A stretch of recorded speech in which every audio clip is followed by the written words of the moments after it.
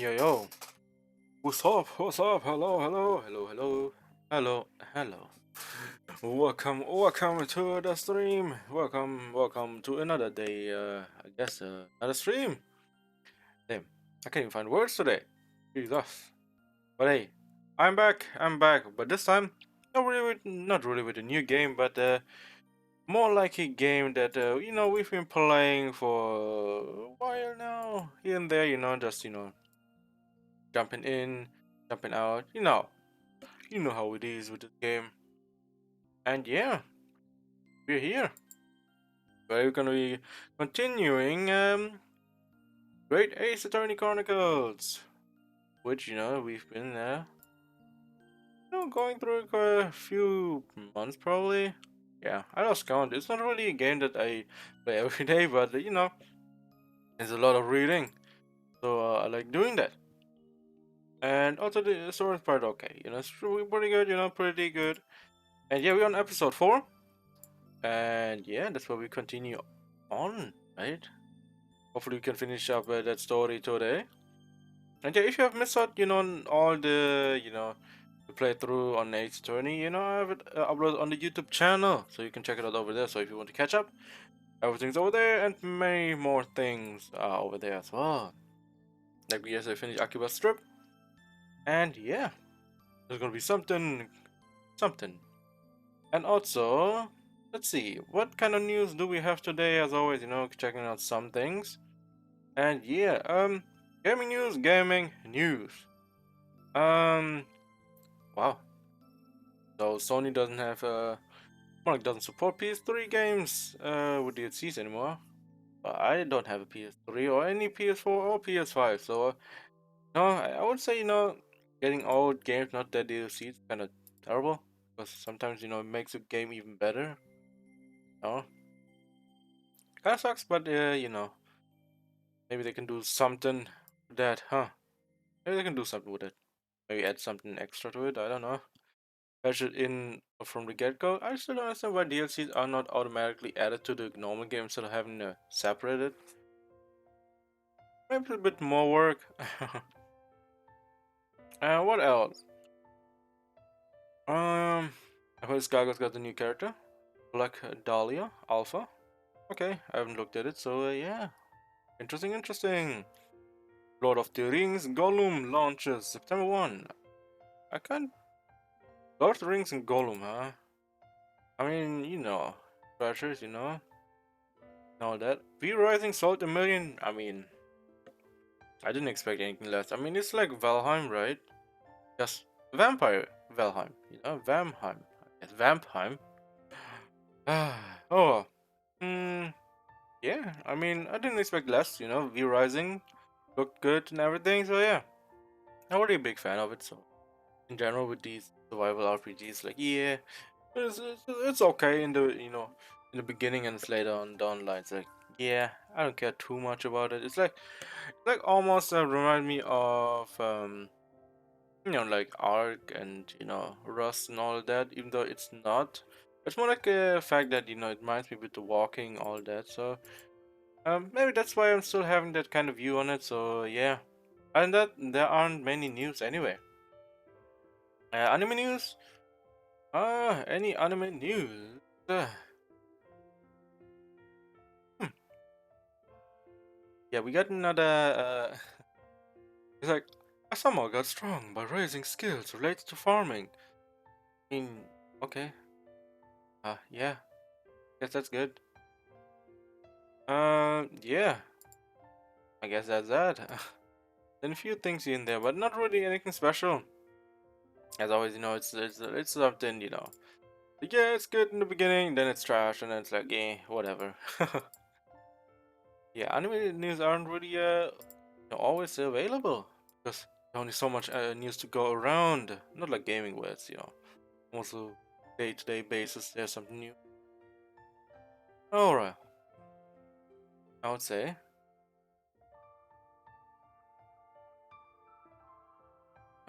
I would say let's get back into the game. Shall we just do just that after talking enough of it? Oh, oh. All right.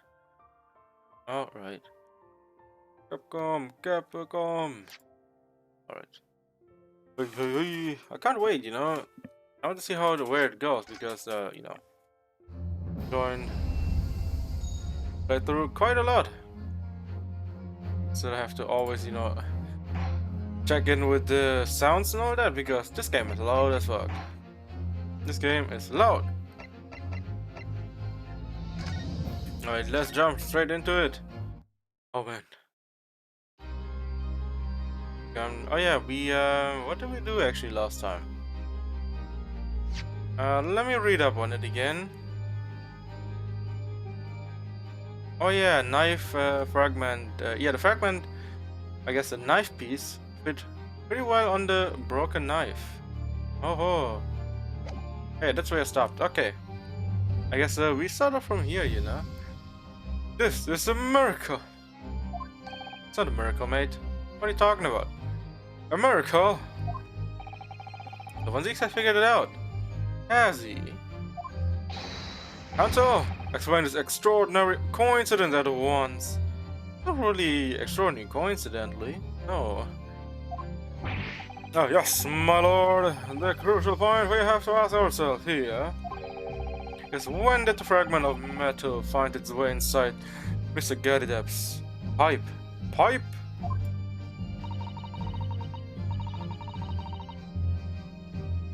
Something that was clarified was in the most recent witness testimony.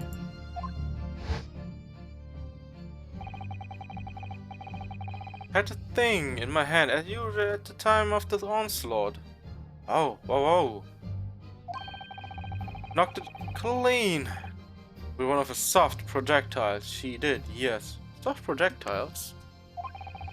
Would never have been sent flying unless it was hit by something pretty solid.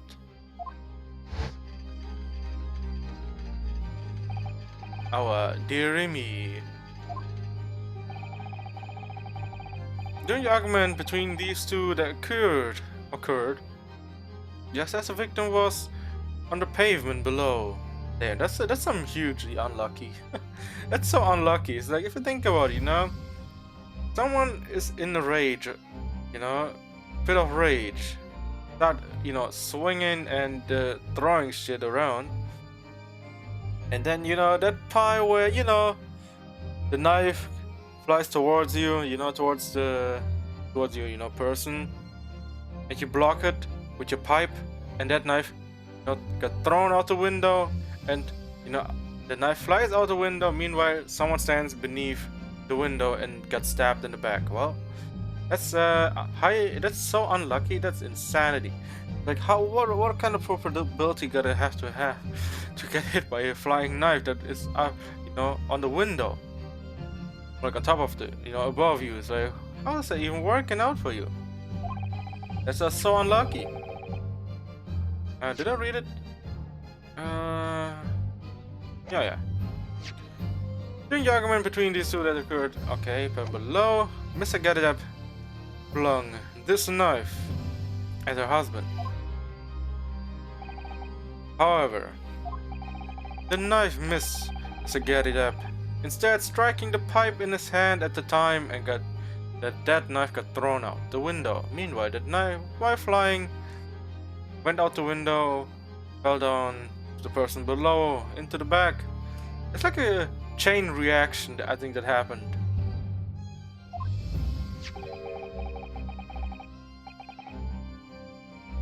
Which caused the tip to break off, of course. Good lord. Yes, and that is when the tiny tip of the blade found its way inside Mr. Gadidep's pipe. The chances of that are 1,000,000,000 to 1. A million. Yeah, kind of, you know, I mean, it is really you know, pretty low chance of happening, but it still happened. And yet there's no other credible explanation for how the tip of the blade ended up in your pipe. And after losing its tip, the knife ricocheted off the pipe and flew out of the open window. Ah. In short, this knife which fell from the window of the Gerdep's house is the very same knife that struck the victim in the middle of the back on the street below. Oh my goodness. Oh gosh. Oh dear. Oh.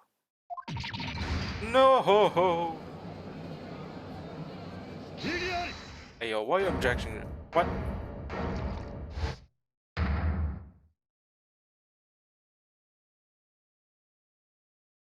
Take the swig. After a full-bodied theory, I give you that. A complex bouquet of seemingly trivial points plausibly arranged to create an almost passable vintage. Allow me to toast my learned friend's characteristically Nipponese approach to bottling this argument. Okay, dude, what the fuck is your problem? Everything makes sense. Sorry. But after all, it is just a theory. The bottle, I fear, is corked. Because you see, it's spoiled by an insurmountable inconsistency. Okay, now give me what you have, man. Like there's no way. There's no way this isn't one of those insurmountable inconsistencies, because it makes 100% sense. The knife that was lodged into the back of the victim had its tip broken off, and then you find the tip of the knife in the pipe. And guess what? Since also the victim got moved to the other, other side of the street, it makes all sense. Also, the victim had, the book in its hand as well. Like, there's literally everything is arranged how it should be. Surmountable. What? Hey, yo, get back up. Yeah, Lord Van Ziek, explain yourself. And Inosuke, I mean, please stand up, okay? You haven't lost yet, because everything you said, it makes sense. What is the inconsistency you claim to have identified? A consistency of the simplest nature, my lord. The victim was found with the knife planted in the middle of her back. Yes, in her... Ah. What the fuck? That's right, you silly little man.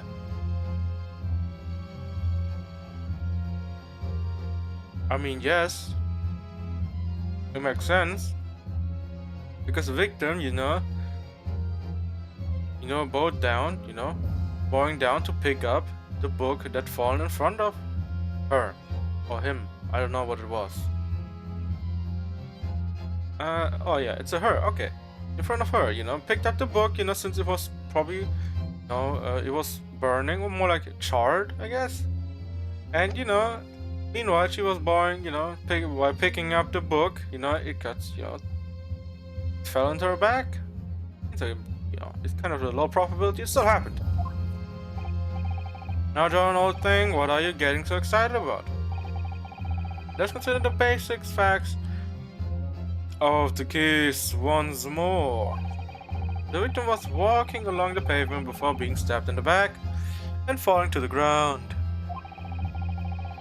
If the knife that struck her had fallen from above, it would be in her head. But guess what? The victim picked up a book. So she was, in a position where she was bowing down to pick up a book. There's no possible way it could have planted itself.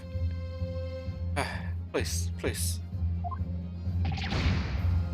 Inosuke, please use your brain instead of, panicking and, trying to look like someone who got taken a hit. Right. You see, that's exactly right. If the knife had fallen on her from above, would have struck on the top of the head. Well, just for words. Look, I knew it. I never liked his theory in the first place. I don't know though. What really did happen? It would appear the defense has made rather a spectacular blunder. No, it did. They did not make a blunder. Please. But there has even one inconsistency I cannot stand. Your theory, my learned friend, is history. No, it's not. It's not wrong. We are so close, I could see the truth. I mean, I'm seeing the truth right now, and it still makes sense. I was so sure we were on the right track. But now, the way has been blocked completely. No, it did not happen. One simple inconsistency. Or in other words, you need to admit that one inconsistency and the theory will stand. Oh my god. I already found out what the problem is. Why the fuck is no one helping? Like what? I mean, it's pretty. I mean, I already said how the theory is, so they. I love these stories, but they, god damn, it's like every time I'm looking, it's like, god damn, please, for 1 second, don't make the game artificially longer than it actually is, Misusato, you mustn't worry, Mr. Naruto. You were just caught off guard, that's all. And your mind went blank. But if the path you were on is indeed correct, then the way will present itself. The key to this is in the court record. I'm sure all the information you need is there. It seems you have nothing to say, my Nipponese friend. Well, your silence speaks volumes. It has the acceptance that your theory is fatally flawed. No, it's not. I mean, I closed the case already. It's already shut for me. But, I guess we have to play that game now. That I need to sharpen my mind and dig deeper for the truth. It's a test. Yes. If the knife fell on the victim from above, there's no way that it could have hit her in the middle of her back. Under normal circumstances, that is. Oh my god.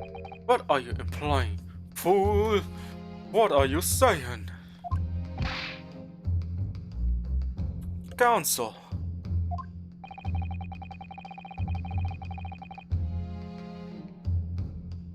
There's a piece of evidence in the court record that can explain this inconsistency quite well. Yes, indeed, there is. I mean, it's not really rocket science, now is it? That can explain how the knife that fell from above could have pierced the victim's back. Back, yes. You already answered that. You already have the answer. Goodness. Utter madness. Yes, utter madness. Sure, this must be the last time. Counsel, present the evidence of which you speak.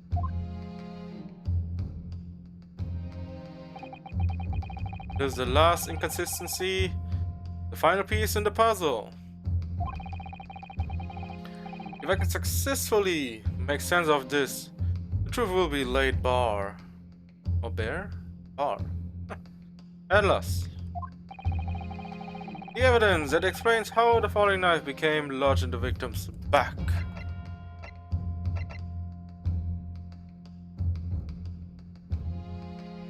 Is only this?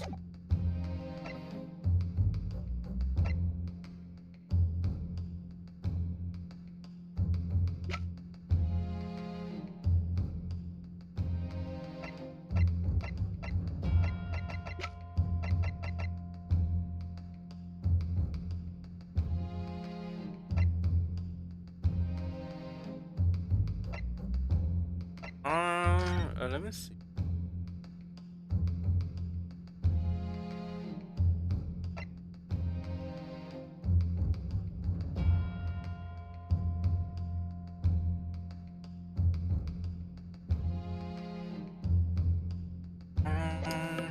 There's none of that.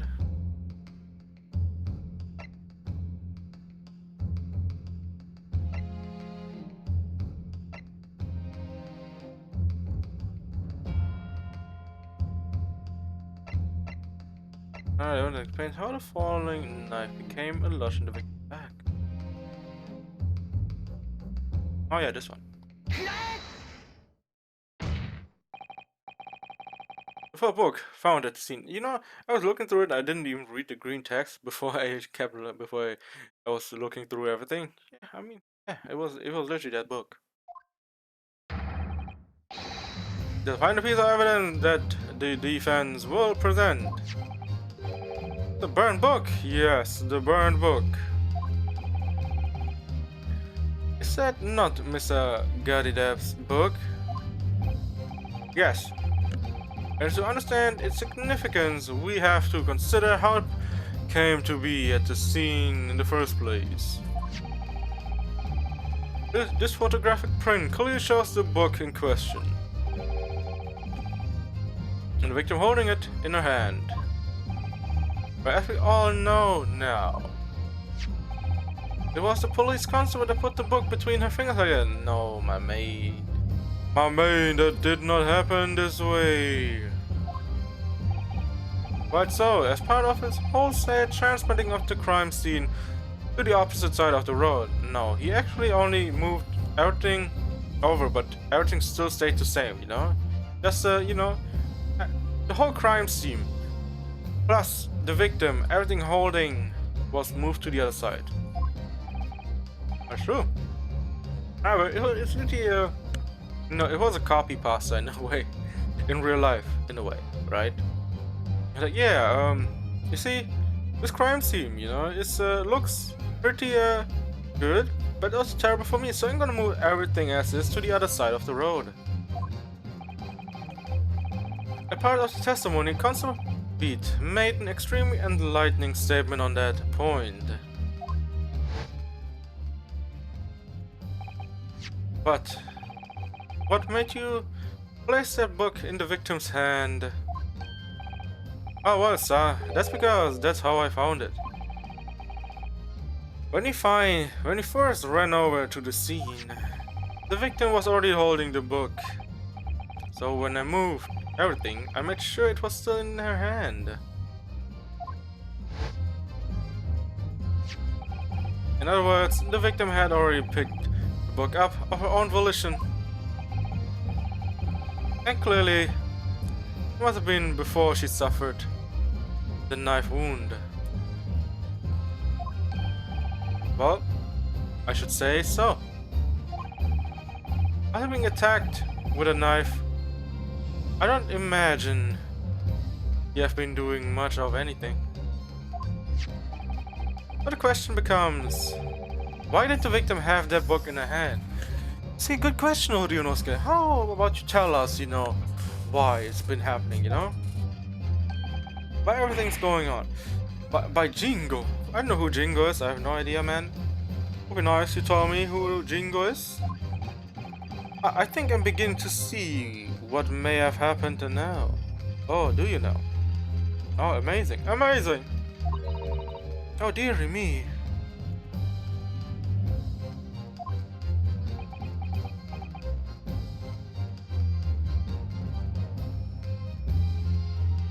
No.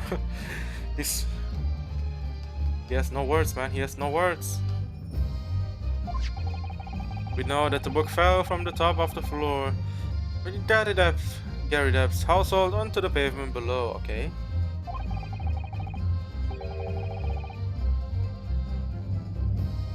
At precisely the moment that the victim was walking past.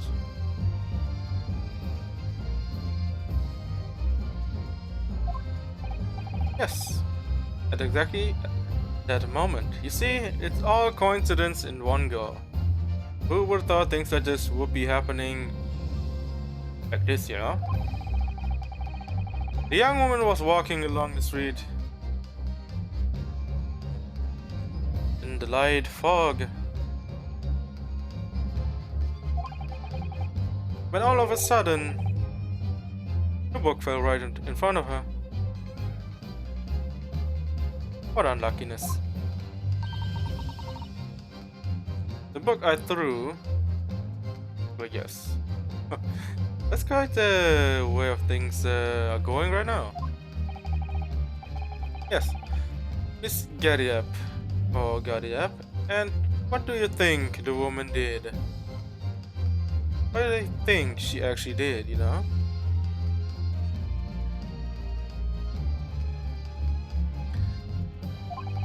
What would you do if you were walking along and suddenly the book landed in front of you on the pavement? Well, the first thing you do is, you know, walk past it. Who am I kidding? Who am I kidding? The first thing you do is pick it up, man. That's the first thing you do. You pick up, you know, that piece of book. Okay, that's a bit wrong, you know, picking up a piece of book. More picking up the book.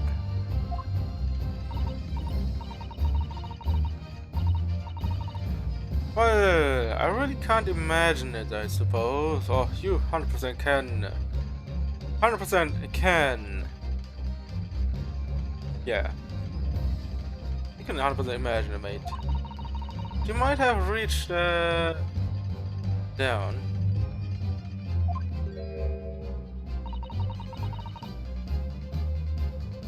And picked up the book. Oh, wait, picked the book up. Why does it keep him bowed down? I don't know why. I mean, it's kind of in the bowed down position, right? I'm not picking it up in a crouch position almost. Yes.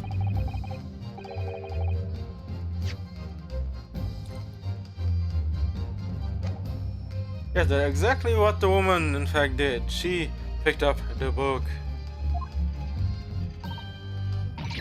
Oh heavens. Oh heavens, no! How could this happen to me? Well. Here we are.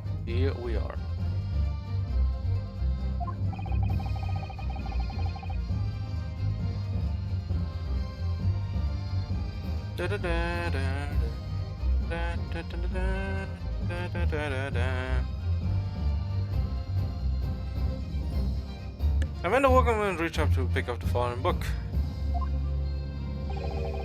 what position would her back have been in? Oh my god, he's about to start swinging hard on these people.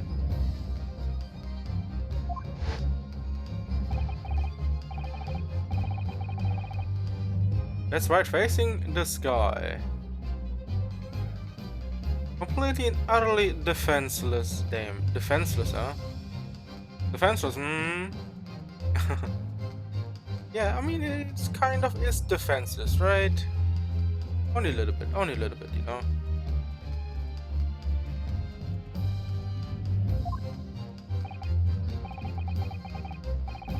Then in the very exact next moment, while the woman was still bent over, oh yeah, bending over.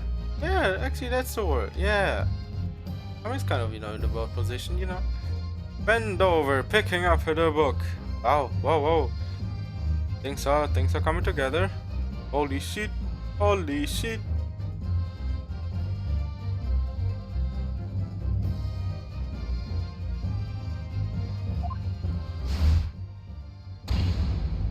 Boom. As a brick fell from the room above, the jackknife straight into the middle of her back. I think we're getting closer and closer to where it's supposed to be, right?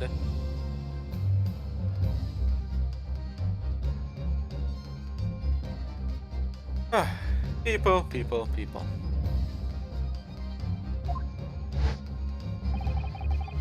And at that same time, walking by chance directly behind Miss Green was the defendant, Mr. Soseki Natsume.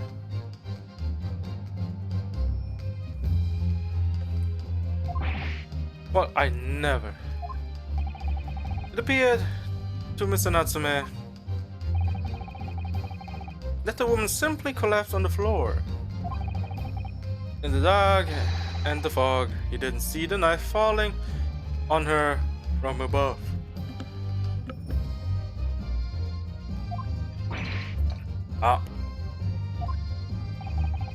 And from the other direction, the constable and his wife saw no one but the victim and her apparent attacker.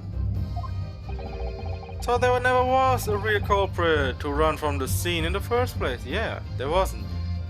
All Natsume needed to do is, just stay around, maybe try to find someone, and then call the police.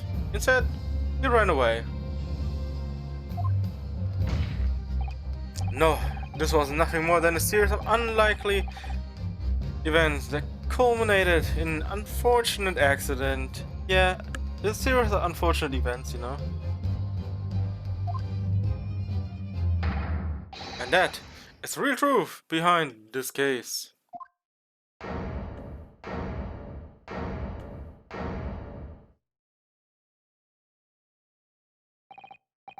Well, Mr. and Miss Gary Depp. I mean, to be fair, it's unlucky, but I wouldn't say they did it on purpose. Very first time you showed me that knife, I had suspicions. I wondered if perhaps it might have been something like that. There they all been. Poor Miss Gary Depp. Of course, I never meant for anything of the sort to happen, but it was all my fault, wasn't it? It was more like a series of unfortunate events. Like she didn't really, try to kill try to kill Mr. Gary Depp. But it was also pretty, you know, ridiculous of throwing a knife, right? So essentially it was just straight up unlucky. Everything was was just terrible from the get-go. But here we are, man. Here we are. At least the victim is not dead. I mean, that's a plus, right? I take full responsibility, yeah. The rage and all of that. Maybe tone it down to not throwing knives and everything in between that has an edge that might kill someone. Maybe turn it down to books and maybe even try go down to wood objects. That works much better. I let my anger get the better of me, and I threw that book. And I threw the knife as well.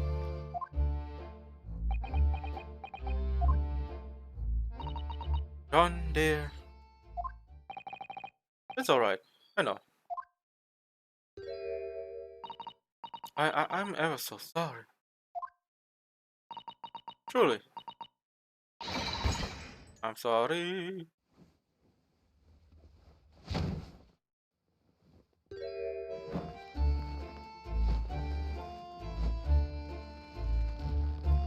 Holy shit. Wait, what? Everything's burnt in the back as well. What the? Okay, yeah. Alright. I guess he got steamrolled. More like rolled. Definitely rolled. Lord Franziks, what news of Miss Gadidep? He's been taken to the infirmary. It would appear that William had left her in an especially flustered state. However, I believe he will recover in due course. There's no cause for concern. Yes, unbeknownst to themselves, they caused what could easily have been a terrible tragedy. They shall have to prepare themselves for the consequences of their actions. There's some good news, however, my lord. I just had a word from the hospital where the victim is being treated. Her condition is improving steadily, and the doctor believes she will regain consciousness soon. It's strange. We've been talking about the victim all this time, but we never once met her. Yeah, we never got any information on her at all.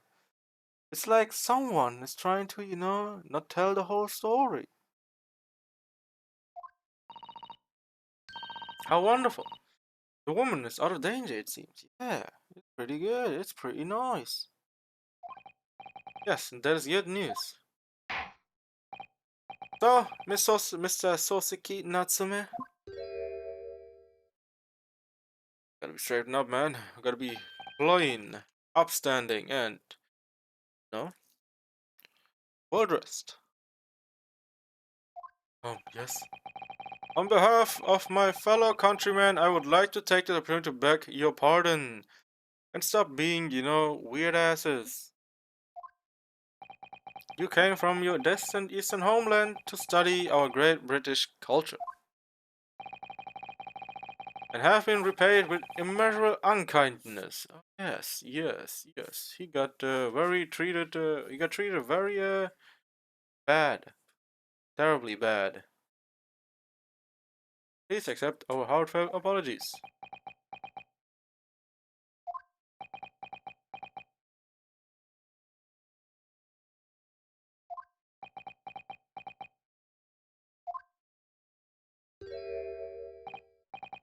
No, it's me who should be begging your pardon. Yeah, you shouldn't have run away in the first place, and everything else would have been come to this, man. Please, man, don't run away when crime happens. Oh well, at least take shelter, but don't run away completely. But sometimes people have questions, so yeah. Oh no, Mr. Natsume. That evening, when the young woman just collapsed on the pavement before my eyes, I jumped to the wrong conclusion again. In my confusion. What conclusion, sir? I was sure that the woman was dead. Okay. Yes. Yes, Constable Beat said the same thing, didn't he? Thought she had been killed too. I suppose she must have looked completely lifeless.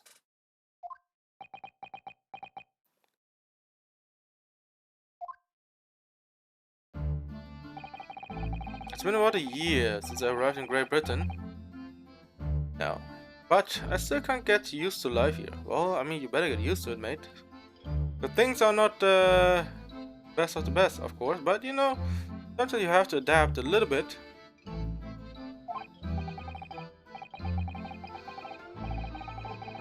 I can't relax. I'm sure there are evil spirits lurking in the fog, like they're haunting me. Well, at least not Jack the Ripper trying to kill you. But here we go, right? Here we go.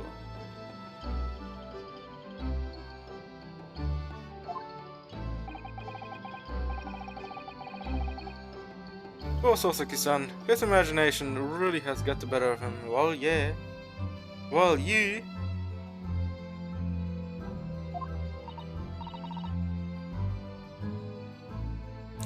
Yes, poor man. But when it happened, I thought the young woman had been taken by the fog spirits. What? Fog spirits? What? What? What are you saying? I should never have dropped my books like that and run away. I should have called for help, for a doctor, for the police. Yes, you should be calling for the police in the first place.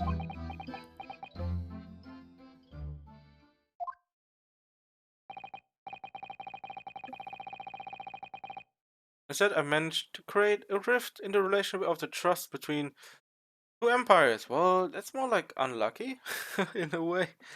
You're Japanese right now, and then was a British person dead on the ground. You were running away. Yeah, I mean it's kind of unlucky as well. And for that, I am truly sorry.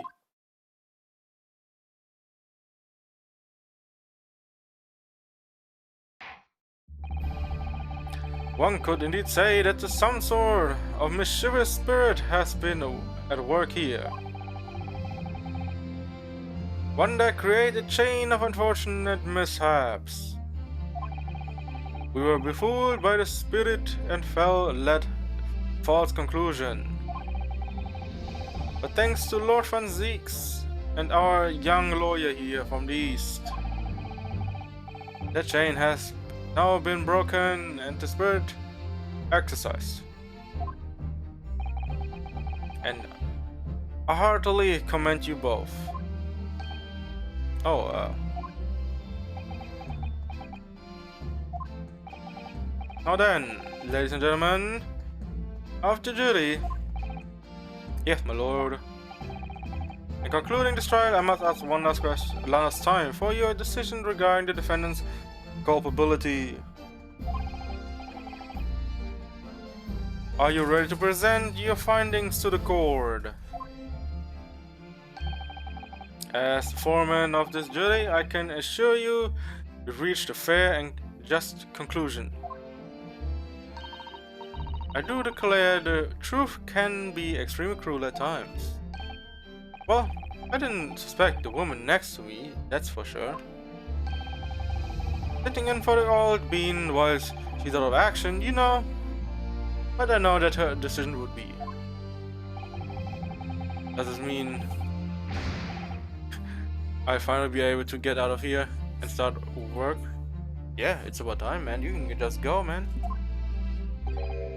I say, I have a corker of a story to tell the grandchildren when I get home.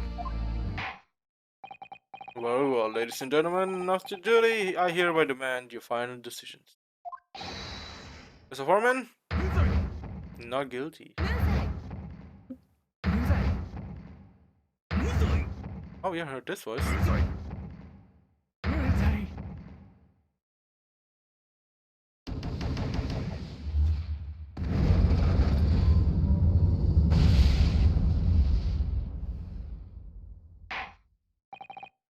Very well.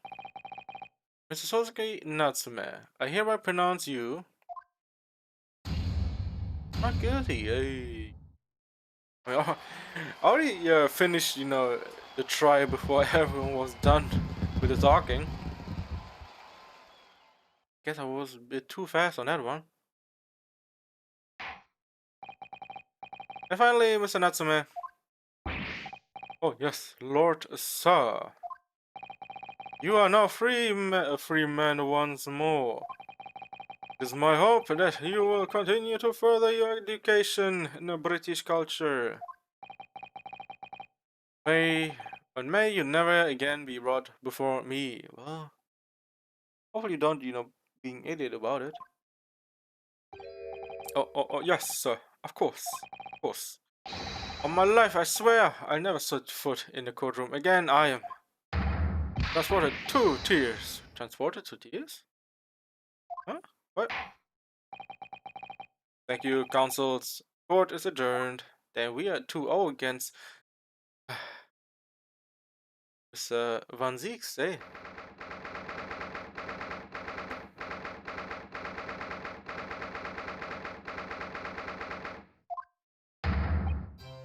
Oh, locum. Wait, you mean me? Of course. Is there another locum here? I don't know. Maybe you mean Chisato-san? Or Susato-san? Is there even one?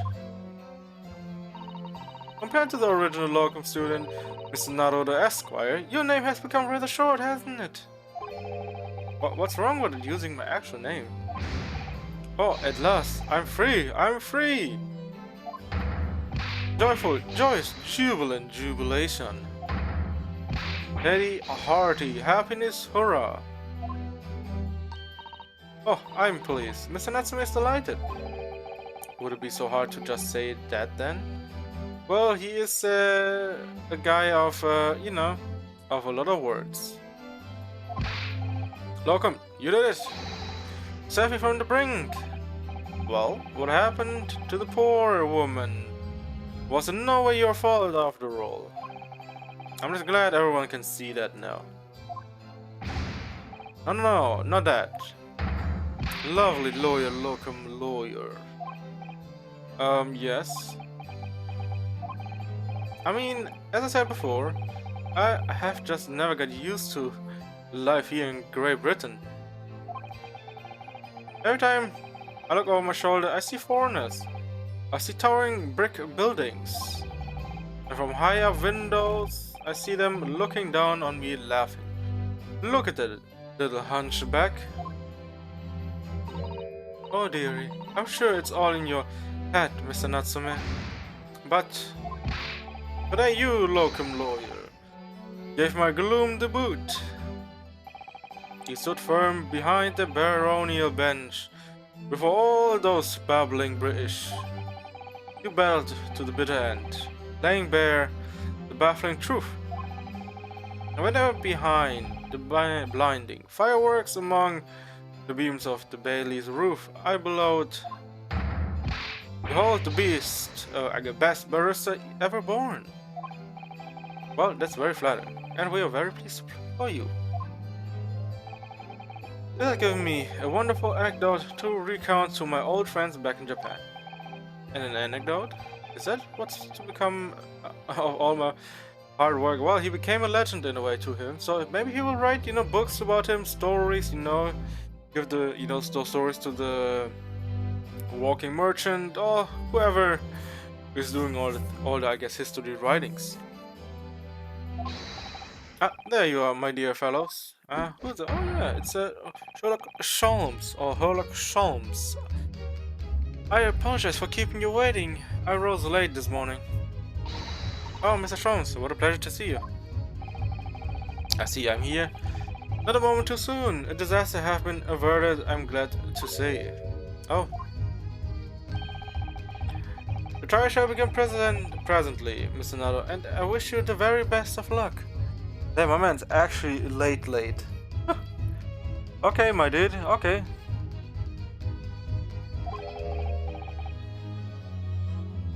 It just finished. What? No! Then my haste was in vain! Don't you have clocks in your house? Shouldn't you be at least acknowledged on that? Maybe, your assistant might have helped out a bit there. It's you! Lock... Uh, Herr Lock Sholmes. Oh, have you met sir? This is Mr. Natsume, the man you had arrested, Mr. Sholmes. Oh, I see. I failed to recognize you at first. Our previous encounters have taken place in the gloom, either of your bleak lodgings or that prison cell. I simply couldn't place the curious face in the light, damn. Alright. Charming, nice. This is all your fault, Sherlock Holmes. You're the reason I had to go through this terrible ordeal. I'm going to give you a piece of my mind. I mean, you can do it now, or just, in private. My apologies, sir. But I assure you, I have placed you now. You're the fellow who abandoned that poor young lady and ran off, are you not? Is that actually a crime as well? Did you abandon someone to run away? I mean, I think there's something around that. The people who are, I think it's more like... I think the only thing you have to do is maybe give first aid and call the police. I think that's the standard you have to do. Ah. Had to be taken to the hospital more urgently. I feel perhaps she would have regained consciousness by now. Oh. But it was unavoidable, I'm sure.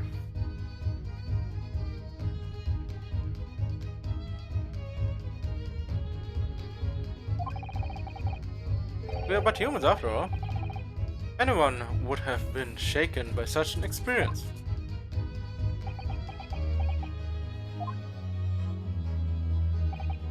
I do feel very badly about how I behaved. Well, never mind now.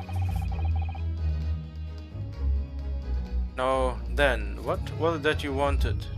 Say to me, sir. Nothing. Yeah, you better not say nothing about that as well. It's like a give and take, right? It's like you shouldn't have run away. And, as we would be in cuffs and thrown into jail. Priceless. Oh, I'm sorry, really, but you're not sorry. It was quite priceless. Oh, Soseki-san. So, on the bright side, you've had an extremely entertaining experience without paying a penny. That's, I mean, kind of. Oh, God. And it would seems you were not even found guilty. Well, no, I think it was more like based on luck a little bit. Not, okay, not really luck. Okay, but he shouldn't have run away. I think it would have made it much easier of everything. But there's no bright side.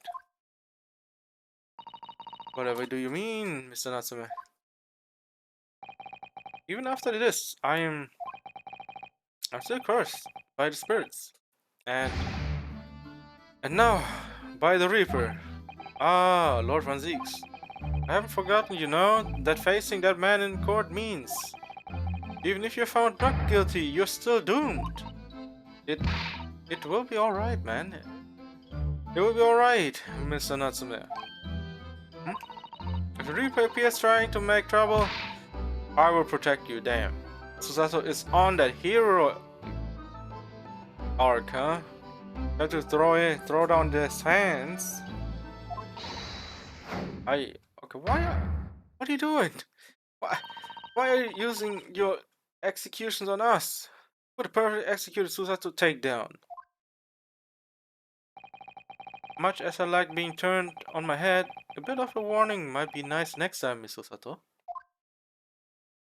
Damn, I can't believe this, man. I cannot believe this.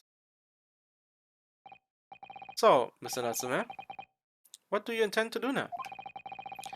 You mentioned something about recounting your experiences to your friends back in Japan.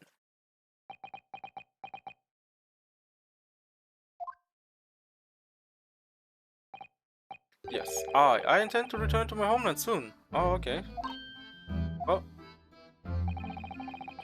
it's already been a year, you know? I arrived here, Great Britain.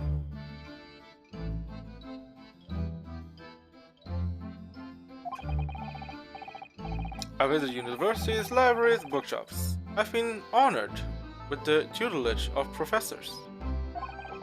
I've learned so much about the wealth of literature here. I've come to realize that it is my ceiling I've been calling to stay at home and tell my fellow countrymen about it. That's very touching, Mr. Natsume. Is it really touching though? I don't know. On perhaps less veiled terms, you wish to withdraw halfway around the world to escape the terror of the Reaper's curse. That's not at all. That's not at all. Well, actually, probably that. You want to escape the British country so you can go back to your home in Japan and, you know, try not to get haunted, I guess. The more I learn of literature, the more the strange feeling claws at my insides. Oh wow. I feel compelled to return to my roots and attempt to pen a work of my own. Oh, I see. A work of literature by Sosuke-san. Could be interesting, really. Yeah, I mean, he's a weird fellow, right? So he's a weird person on its own, so... might be interesting to see what he, you know, writes down. But, since it's a game, we will never know. What about Miss Susato? And yourself, Mr. Naruto. Sorry, what about us? We'll return to Japan alongside your mustache compatriot. Why would we? Yeah, I mean, we just arrived. A week has not yet passed since we arrived in London. We already in two tryouts. And now does it feel as though we have finally found our feet. And you have accommodated in a hotel. At present, are you not? Well, that kind of expensive hotel. Kind of cheeks, I guess.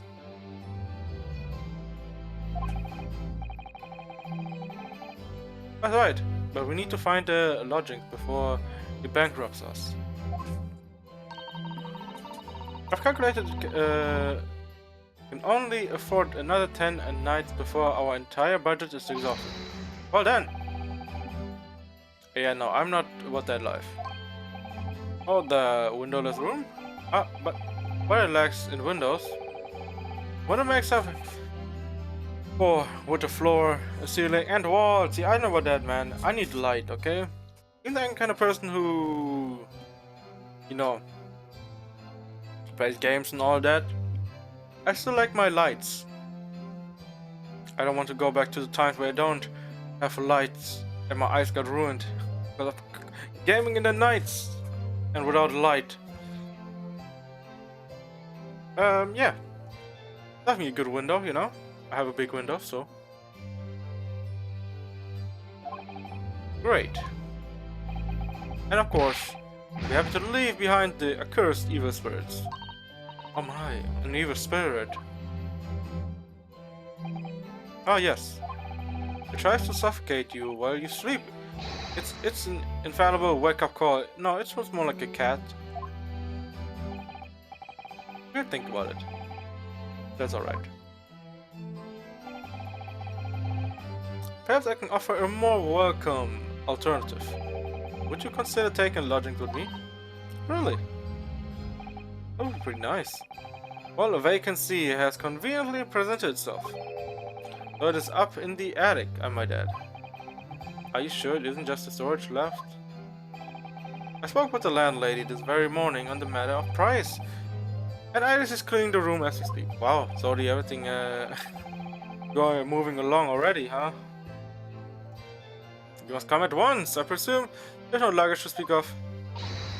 Oh, this is simply wonderful. What an honor to be invited to take lodgings in the great detective's office, this attic. I'm too overcome for words. Those suggestions we look elsewhere is out then. Yeah, then it's settled. Iris will prepare a welcome dinner this evening. And you must come too, Mr. Natsume, I insist.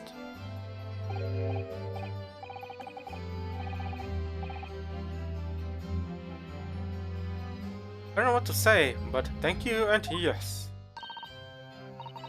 Wonderful, then I'll go and complete paperwork for a formal release, Mr. Natsume. It shan't take long. Yeah, you better not take long, right? It would be a tragedy if it takes longer than it needs to be. Somebody's happy, yeah. I guess, you know, with her hanging out with Iris and I guess learning about who writes those books, I mean, yeah, it kind of is, you know, interesting. If she's interested in that.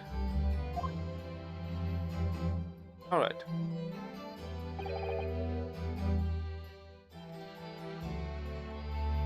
Locum? Yes?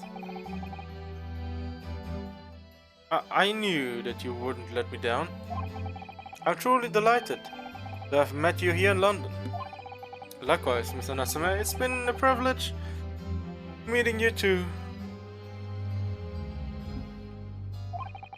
It's a shame that we are going to have to say goodbye so soon. Well, I come to realize that I belong in Japan. Oh, really? That's a good sign. But Locum, we'll meet again one day. Yes, I'm sure. And hopefully by then I'll be a successful lawyer. Oh, you already got your dubs left and right, so I won't make too much of it. Hopefully by then I'll be a successful author. Well, my dear fellow, our carriage appears to have arrived. There we go, Mr. Nadoro. Yes, Mr. Schultz. I've little doubt Mr. Natsume will be released in time for dinner this evening. And so, with Sotsuki-san innocence successfully established, we rode with Mr. Sholmes to what was to become our new home, 221 B. Baker Street.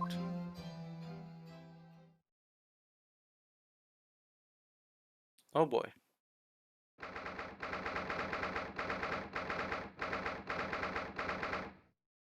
Damn, we're already in the attic. That's quite nice, looks quite nice. Not too bad, not too bad. It looked like a storage room though. So this is to be our new office, yes. Our office? I really like the sound of that.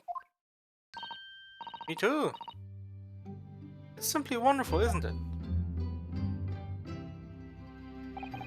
I hope you can see this, Kazuma. It's only a small step, but I'd like to think we're getting a little closer to your dream now. So, my dear fellows, Do you like your place? Like the place? Oh, Mr. Sholmes, wait a minute. Yes, thank you very much. Yo, my man doesn't even have or any kind of ridiculousness. His coat, he doesn't even wear his coat. I mean, looking, like a, proper man right now. It's a delightful room, Mr. Sholmes. I simply adore it. Good. I'm pleased to hear it. Iris and I are delighted to welcome you. I hope everyone's hungry. It's nearly dinner time. Nearly time for dinner. We'll eat as soon as Mr. Nathan arrives. We have a lot to celebrate. Iris, you must let me help you. Alright then, Susie. You can be in charge of this salad. Splendid.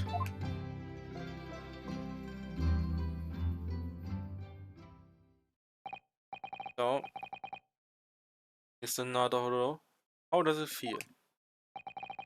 Of your own office in the capital. That's very exciting, actually. I can't help wondering what adventures awaits us. Someone's laughing, alright? Those were precisely my sentiments when I first established my office at these premises. Until I discovered the dark truth about the city of London, that is. Sorry? London's a glorious place, full of wonder, opportunity, prosperity, and mirth. I know what that means, man. I know what mirth is. But the brightest of lights cast the darkest of shadows. Shadows? What do you mean? Well, I believe you are well aware of the murkiness that lies beyond London's facade already. So once again, Mr. Nadoro,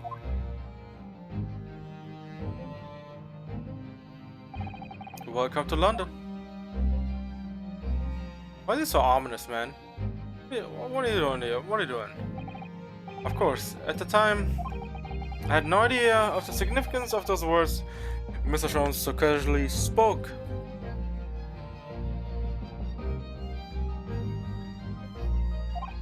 But it wasn't long before my turn came to lift the facade and see the true depth of the murk that lay behind it.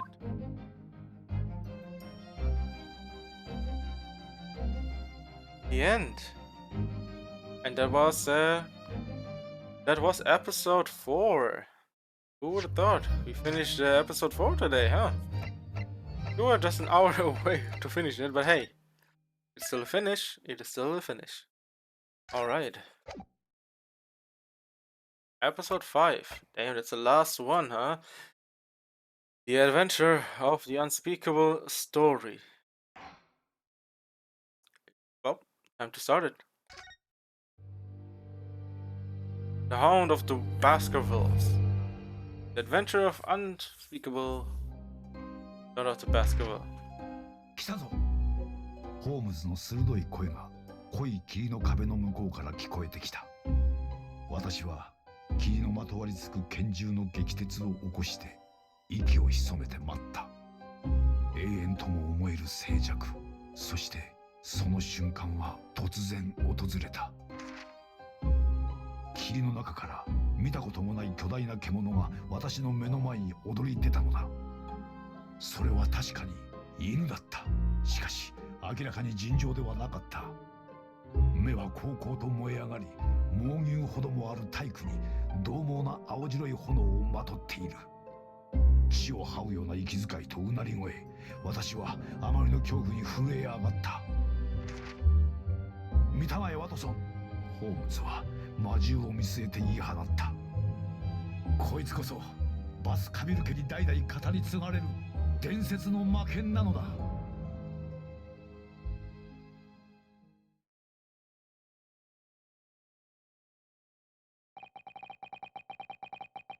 Our first 2 months in London passed in a flash. Ooh, only 2 months, huh? Alright, alright.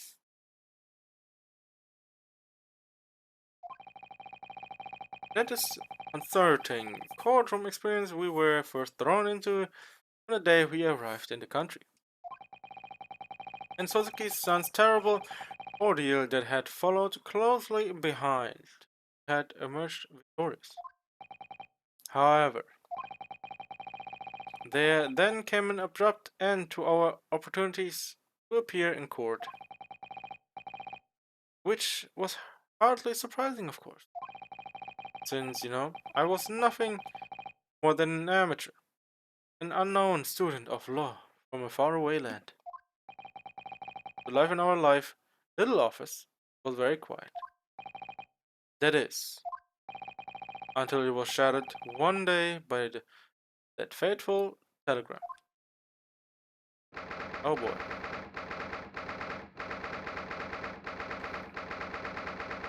Naruto's legal consultancy.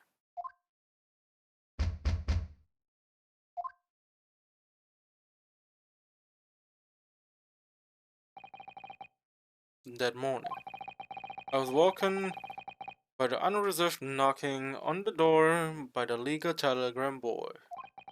But after he'd gone, Suzasan's behavior became very obviously strange. Suzasan? Yes? Uh, okay, why is she so... She looks pretty serious, Is it time to leave for court already? What? Let me see. What case is it today?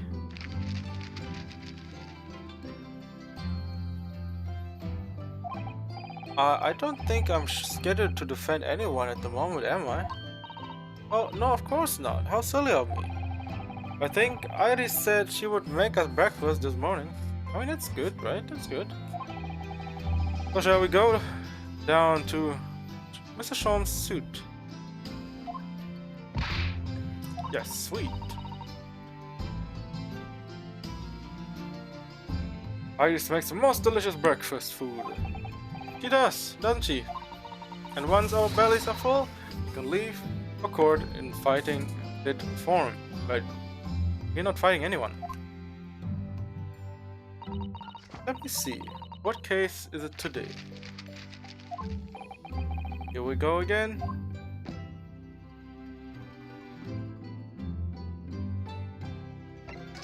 Okay, let's examine a little bit, Since we are the first time in this attic, I guess we can look around a little bit. Let's look around a little bit. It's spring at last, and the weather is warmer now. But I love the smell of the fire and the steam rising from the kettle. Oh, would you like some tea, Naruto-san? Thank you, Suzato. I'm alright for now. The green tea Suzato-san makes me from time to time, and Iris's unique herbal infusions. This place is paradise for a true tea lover. I mean, it's London, right? Green tea is such a wonderful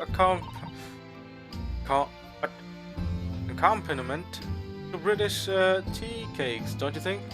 Is it an accomplishment? No. I don't know. Some kind of new word here. Okay. We've only been here in London for about 2 months, but my desk is starting to look a little messy already. I'll tidy up once in a while. I always say, making a mess is a small sacrifice to pay for being able to further your studies. And time spent studying up is time you can't devote to the same cause.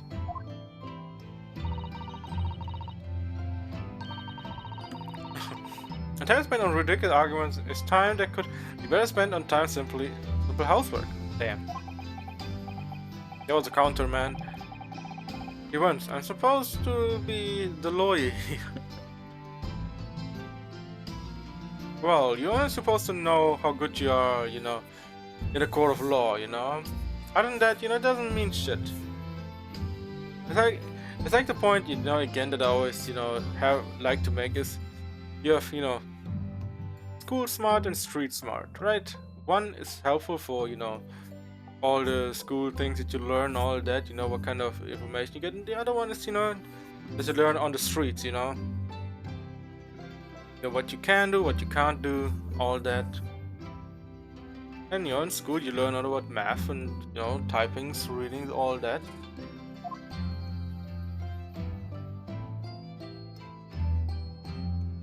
Alright. Okay, let's move it on. Oh, what's this? Is that a tea? Oh yeah, this is a tea set where she. I think there's a tea set how you know Sulatan makes her green tea. I think. It is a tea set, yeah. This is some bras with her from Japan. I hope she hasn't noticed me slipping sugar and milk into my cup. Why she makes it just so bitter. Jesus. I can't even think, you know, put the milk and sugar into green tea. Or I guess general tea, I guess.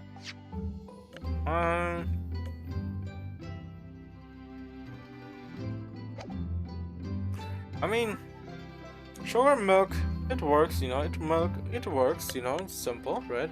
But bitter tea, you already said if it's bitter tea, yes, it is. No, it is as, you know, it's just good, man. It's good for your body because it's bitter, right? And bitter means it's always healthy and all of that stuff.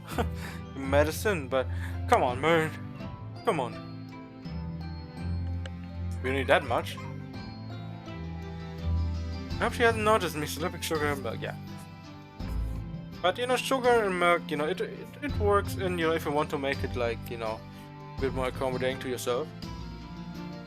I'm the kind of guy who, you know, drinks, if I drink tea, depending on how much I want it, right? It's like how much I want it to be like, if I want sugar right now, I put sugar in. If I don't, I don't. Or if I put milk and sugar, and yeah. It's like, I guess a mix of everything, I guess. Like every once in a while, I like it with milk, then only without milk, then only sugar or no sugar. It's like back and forth. But green tea, without anything, 100%. Gotta gulp it down in once, eh? Tea is a drink to be enjoyed, Naruto, son.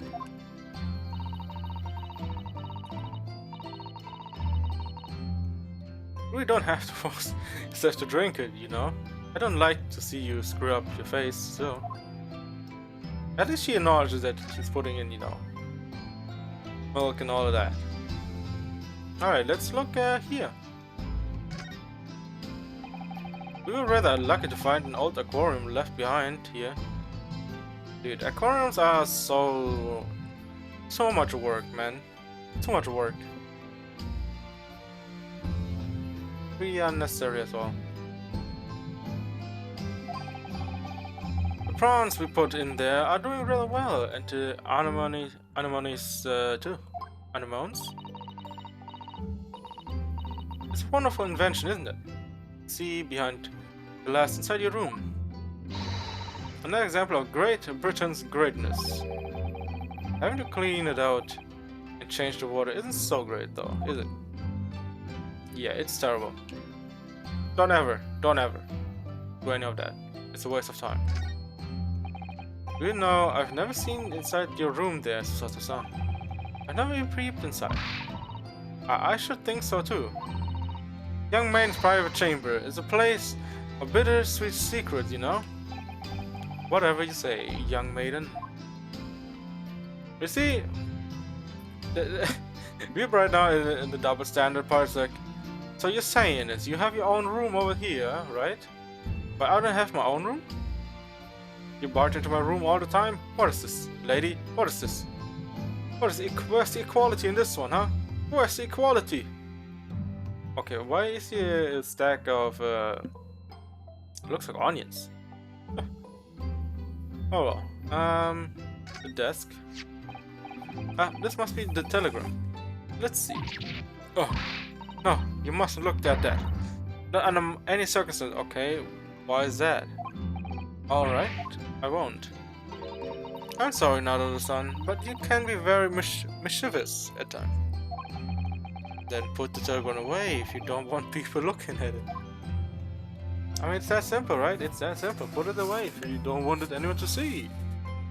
No, it's like porn. It's like, oh yeah, I have the tabs open. If you don't want anyone to see it, how about you close those tabs, you know?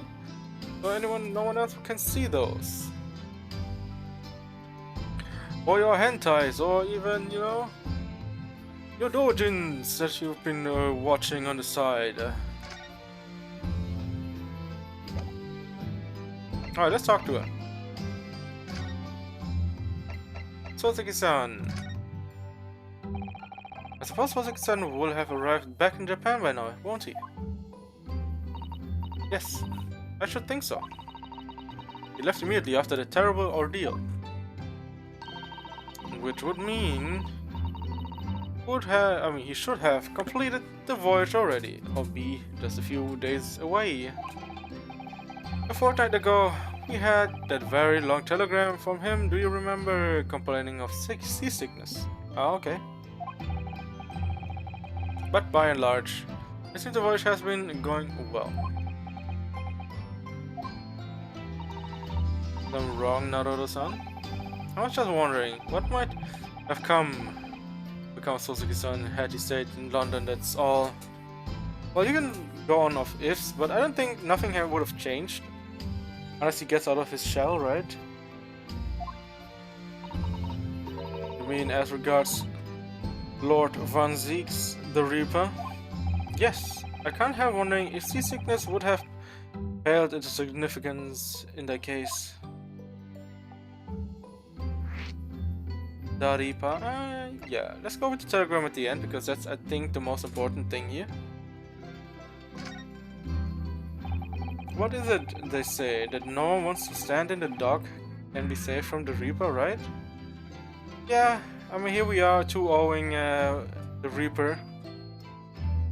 And yeah, I mean, 100% win rate already. I don't know what else to say, man.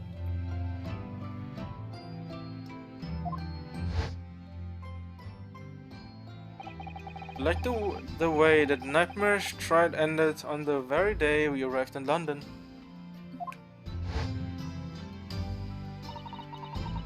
Even 2 months on, the cause of the dreadful fire is still a mystery. Yes, but at least Silicon is safely out of the country now. Presumably that means that the curse of the Reaper can only take effect within the confines of the city of London, perhaps. Even if that's the case, it's still a little comfort, you know? I have a terrible sense of foreboding. The legend of the Reaper is to believed it would mean he wields the sword of justice himself. Come to think of it, I wonder what's he been up to these days, past 2 months. I'm a bit too quick on that. Surely not wielding that sword against more accredited defendants. No, I don't think so.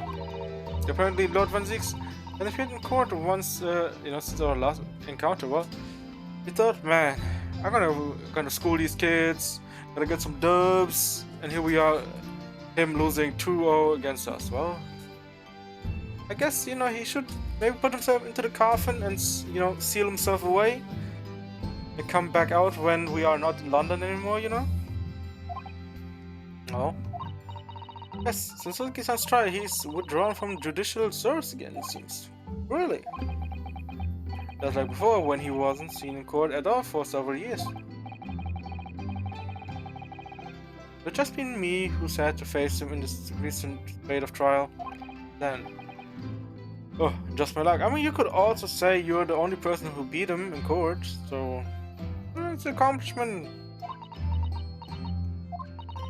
I wonder if luck doesn't come into it. Oh, what was that? Oh, nothing. Never mind.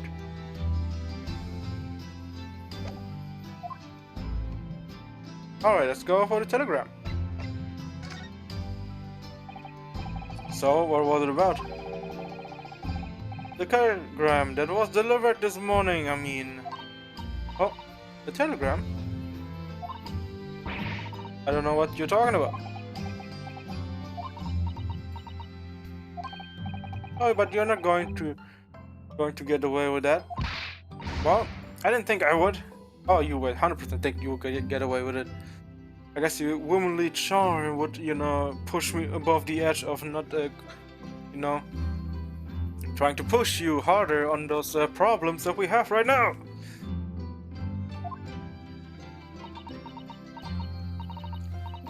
Actually, don't give it a moment's thought. It's nothing interesting, boring, in fact.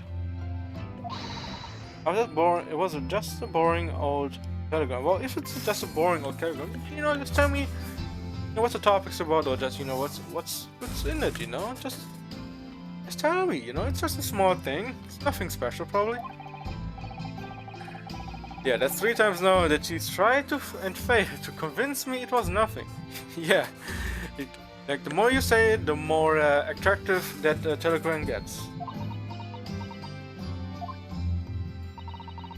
I promise that I tell you about it at some point. Alright, I understand. Alright. That was that, huh? Alright, let's move it. To the jumpsuit. Suit or suit, I don't know. Hold on there.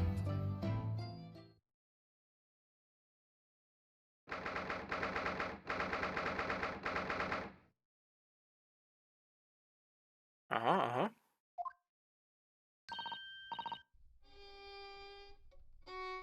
Morning, Runo. Morning, Susie. Okay.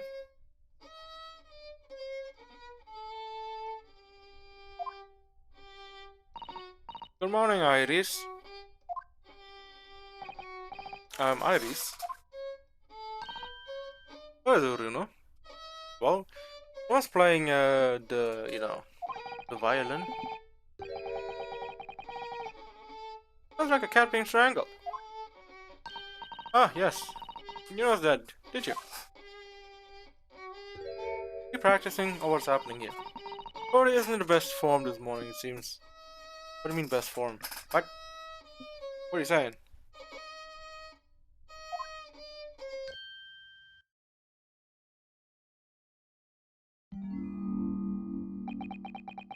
Sounds kinda dejected. I don't know what's happening with it. Is he good? Is he feeling well? Please tell me he's doing fine.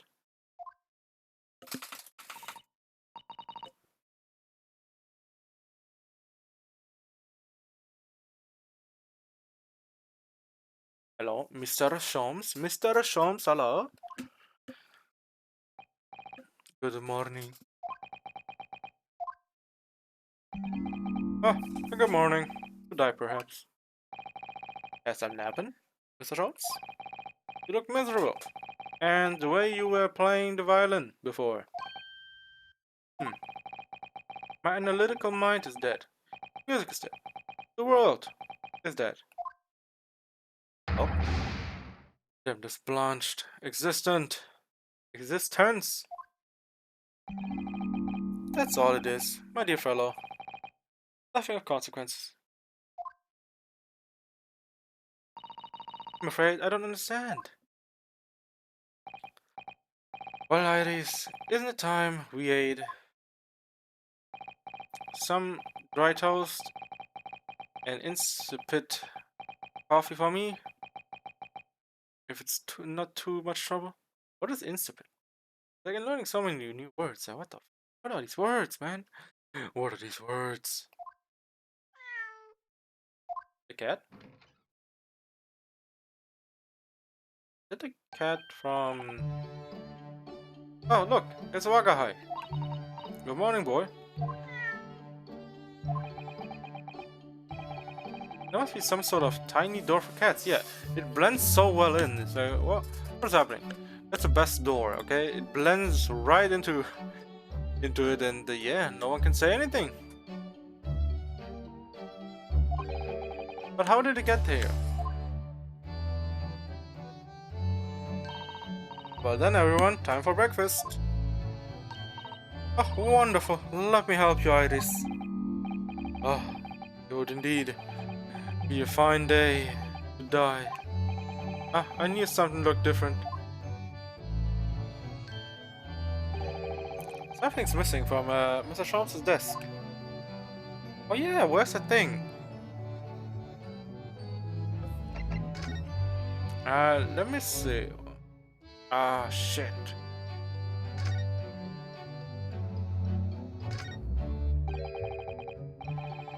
Look at Mr. Sholmes' desk. It's completely clear. Isn't that the enormous machine usually on it? can never hope to understand what goes on in the great detective's mind, said Naruto-san. Why, next time we are invited, we may find he's vacated the entire suite. Well, maybe.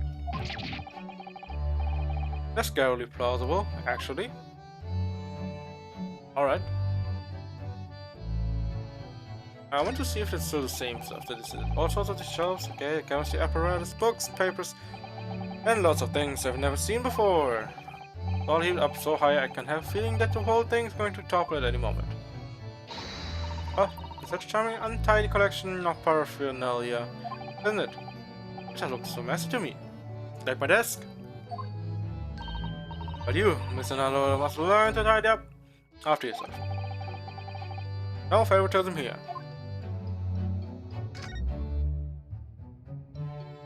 Alright, give me 1 second, I'll be right back. Gonna leave you guys, with Iris and, just have her look around. And yeah, be right back. Don't take that long.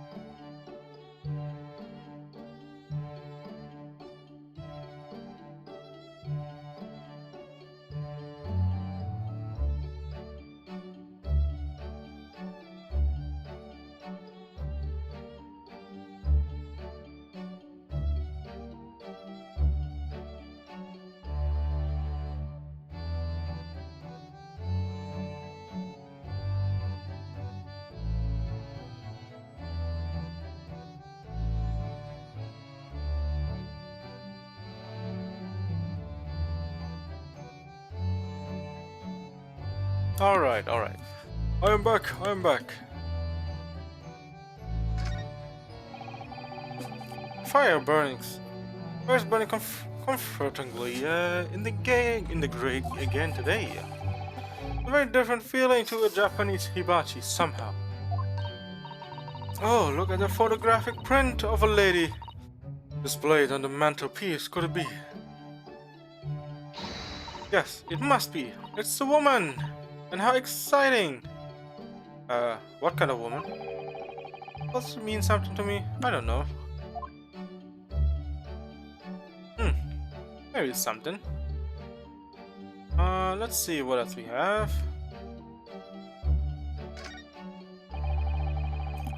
Like the huge metal chest is being used as a table for tea and coffee.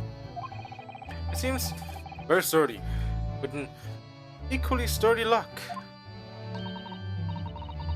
Mr. Naruto, you mustn't go around opening things. I always have to keep an eye on you, don't I? You're very mischievous.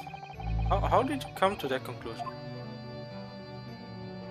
Oh well, sometimes a bit more, you know, a bit more curious. Now, my mental of Mr. Shawn's past cases, I think. Involved in my case, I wonder if the beef steak from La Carnival would be on display here. Maybe. A mystery shoe, a curious hammer, some mysterious dancing man, a bust of Napoleon. Well, what an entrancing collection. It looks like an untidy assortment of junk to me, rather like what's on my own shelf.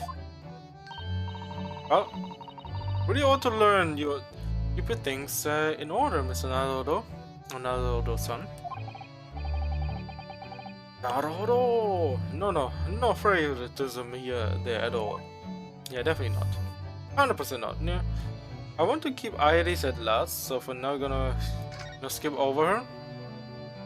Do all the other things. It's Iris' beautiful tea set. It's there on the table as usual. A cup of one of her special herbal blends always helps me relax when I'm feeling strain. The English pastime of tea has many similarities with our own tea ceremony customs, don't you think? It's a tea of hospitality. Behind it, there's the essence of tea.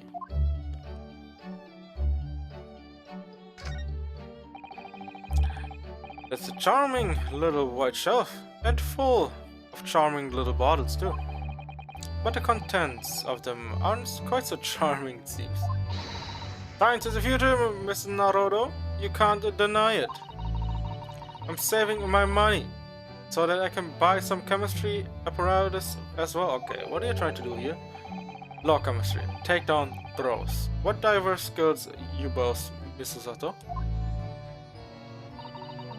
As useful as they are, I'm not sure that my throwing skills are worthy of in conclusion their list.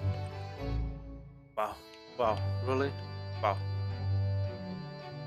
Okay, so we have this only thing left here.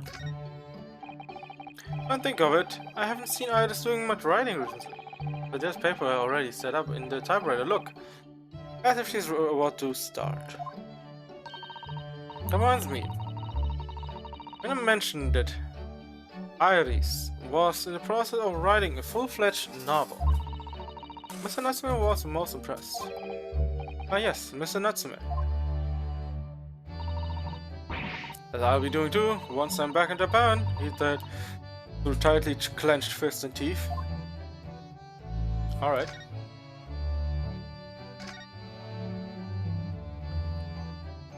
Wagai. Really, we starting with the cat?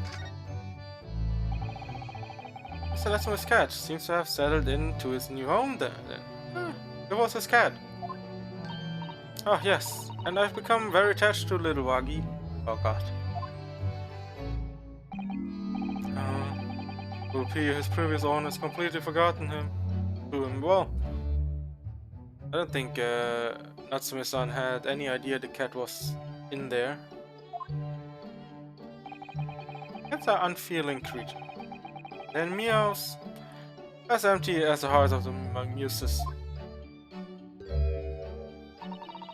If Mr. Natsume had no intention of taking Wagi back to Japan, I wonder why he kept him in the first place. I expect he would taking him if he could. But pets are strictly forbidden aboard steamships, in our experience. And for good reasons. Terrible things can happen if the rules of passage are not obeyed. Well, I don't mind, because Wagi is adorable. Yes, it really is. Oh yes, what about the door? I don't remember seeing that tiny thing in the main door before. Where did it come from? Oh, you noticed. You're observant, Oruno. Look, I used this. My latest invention. Oh shit, what is that? What was that? I call it the cat flapper-mat. Huh? What?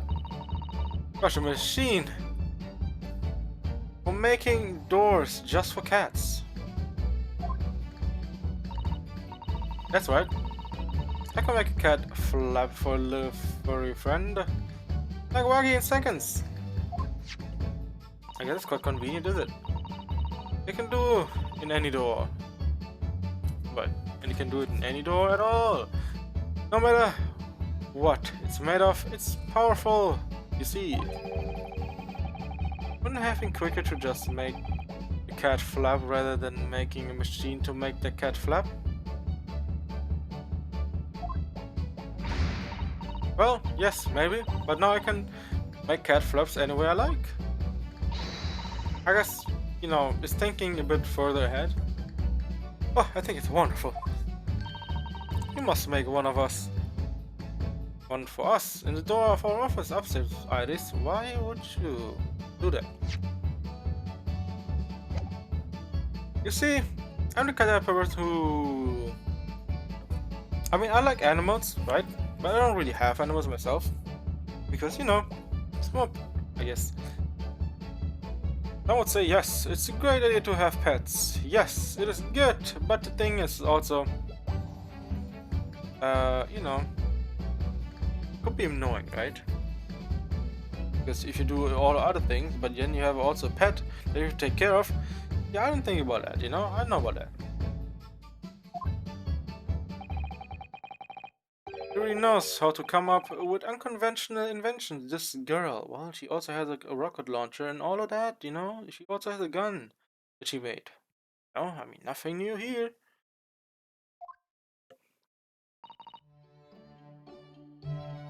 Okay, what's she laughing about? Alright.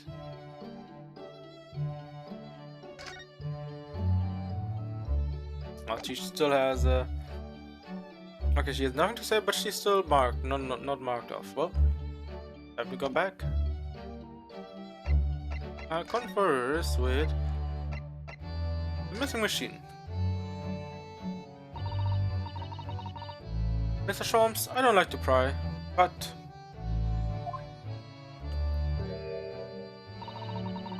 your desk looks rather empty today. It really does look rather empty. Ah, well done, Mrs. Soto. Your observation skills do you credit. Why does he sound so like a poet right now? What is happening? What is happening to him? Oh no, Mr. Sholmes. They pale into insignificance when compared to yours. You struggle not to notice, wouldn't you? MyoRU's great analytic-scope. What's at Windy Banks now? What's Windy Banks? Who's that? They think of the person. Sorry, it's at the Windy Bank? No, Windy Banks. The pawnbrokery. Why is it at the pawnbrokery? Pawn? What? You mean you pawned that enormous machine of yours? It's a considerable value, you see, quite undeservingly. But isn't it a very important machine for your work? I do wish you had told us if your situation had become so desperate. I should have gladly passed that little income I have to you. Dear madam, things are far from desperate.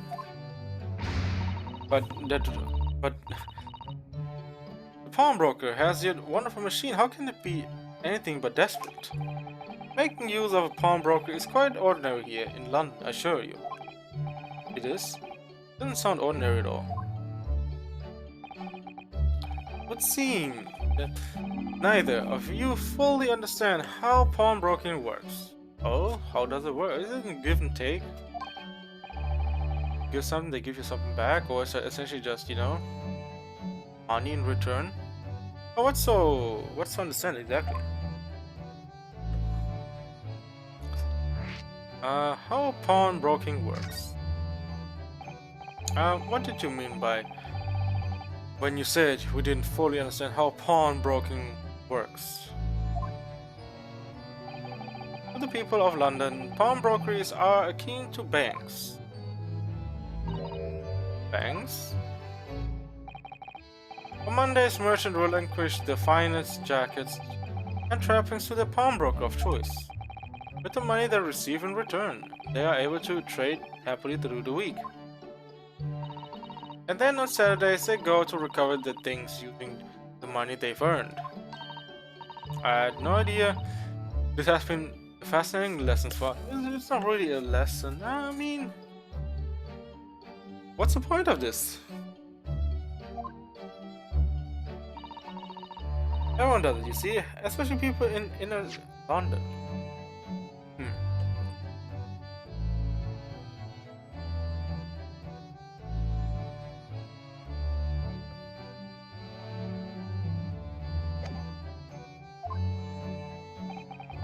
And if they have money to spare, they will purchase another fine jacket. Not to wear, obviously, but to pawn, should the need arise. Oh, how ingenious. So, whenever we have something that's getting in the way, we leave it at the windy banks, you see. Pawnbrokery can be thought of as an extremely secure vault. Ah, okay. I guess that helps it. Who would have thought that even pawnbrokers are different here in Great Britain? Of course, you have to watch Hurley with it. Sometimes he pawns things he really shouldn't. Not you, Hurley. What does it matter? The world is dead to me now. Wanting to die. Don't die yet. Mr. Sherlock Holmes, or Sherlock Sholmes. You seem to be very unhappy this morning, Mr. Sholmes. What's happened? It used to be the case that in my hands, violence sung like the dawn chorus. Its melissonant tones would make flowers bloom. It would. But now, the muses are unamused with me. The goddesses of music have thrown me over. Whatever do you mean, Mr. Sholmes? For hours I have bowed, for days even. Through the night I have endeavored to no avail. That sound, my tone is lost. The brilliant, clear, unwavering tone. Gone forever. No more recitals of unbridled emotions. Well, you haven't been practicing much lately, have you, Hurley?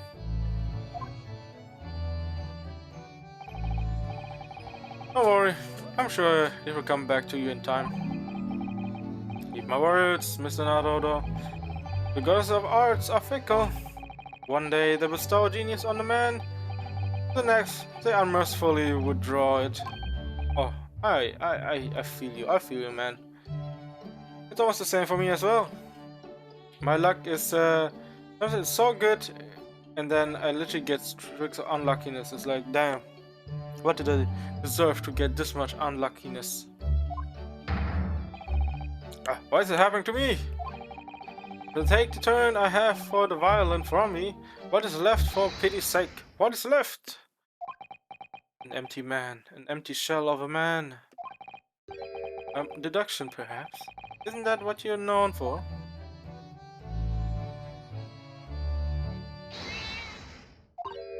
Oh, what was that? Wagaha? Oh my god, no. What is happening? Oh, please. Please don't break the tea sets. What was that? Oh no! Wagaha is tangled up in your oh my lord. Tangled is violent? Oh Jesus, no. The luck. The unlucky streak is going strong. I think he thinks it's a toy. No, what's he doing to it? Oh dear, the Shaw's precious violin. Why should I care?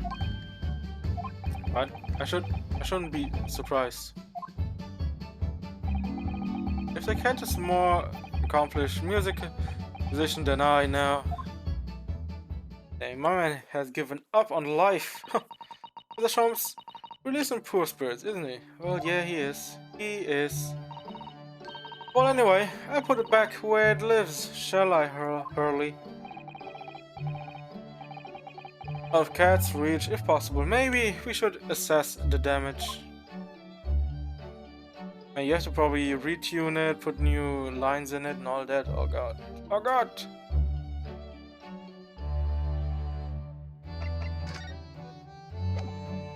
Alright.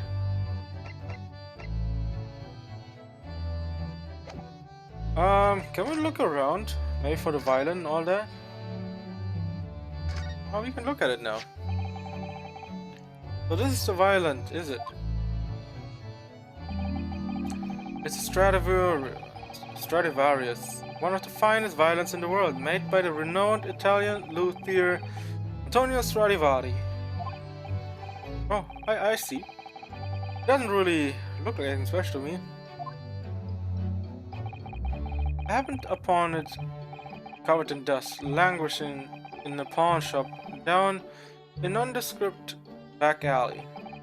The broker had no idea of it, so I was able to purchase it for a mere 55 shillings. How honorable of you. And today, he has been my faithful companion in every great Paganini-inspired performance I have made. I ask you, is there reason to live in a world devoid of music? Tolerate this blanched existence? No. There's none.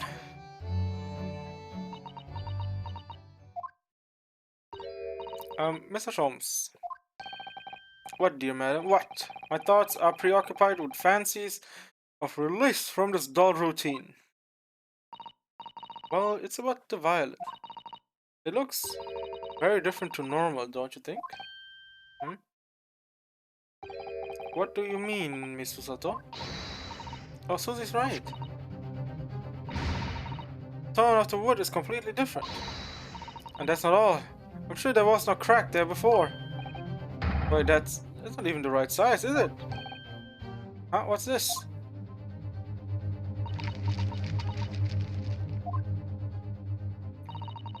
Very sorry to have to tell you this, Mr. Shawns, but that instrument isn't a violin at all. Then what? I believe it's an entirely different instrument. It's called a viola. What? What? What? Oh, Mr. Shawns, are you alright? You're right? You're quite right. This isn't my faithful Stradivarius. So what, pray, is this piece of stringed flotsam? Not your faithful performing partner, then? Ah, I see what must have happened. You do why it is? Just a simple mix-up. Sounds like Alice might be able to tell us exactly what happened if we ask her. Oh god, what happened? What happened? Oh no, oh no! This shouldn't have happened in the first place.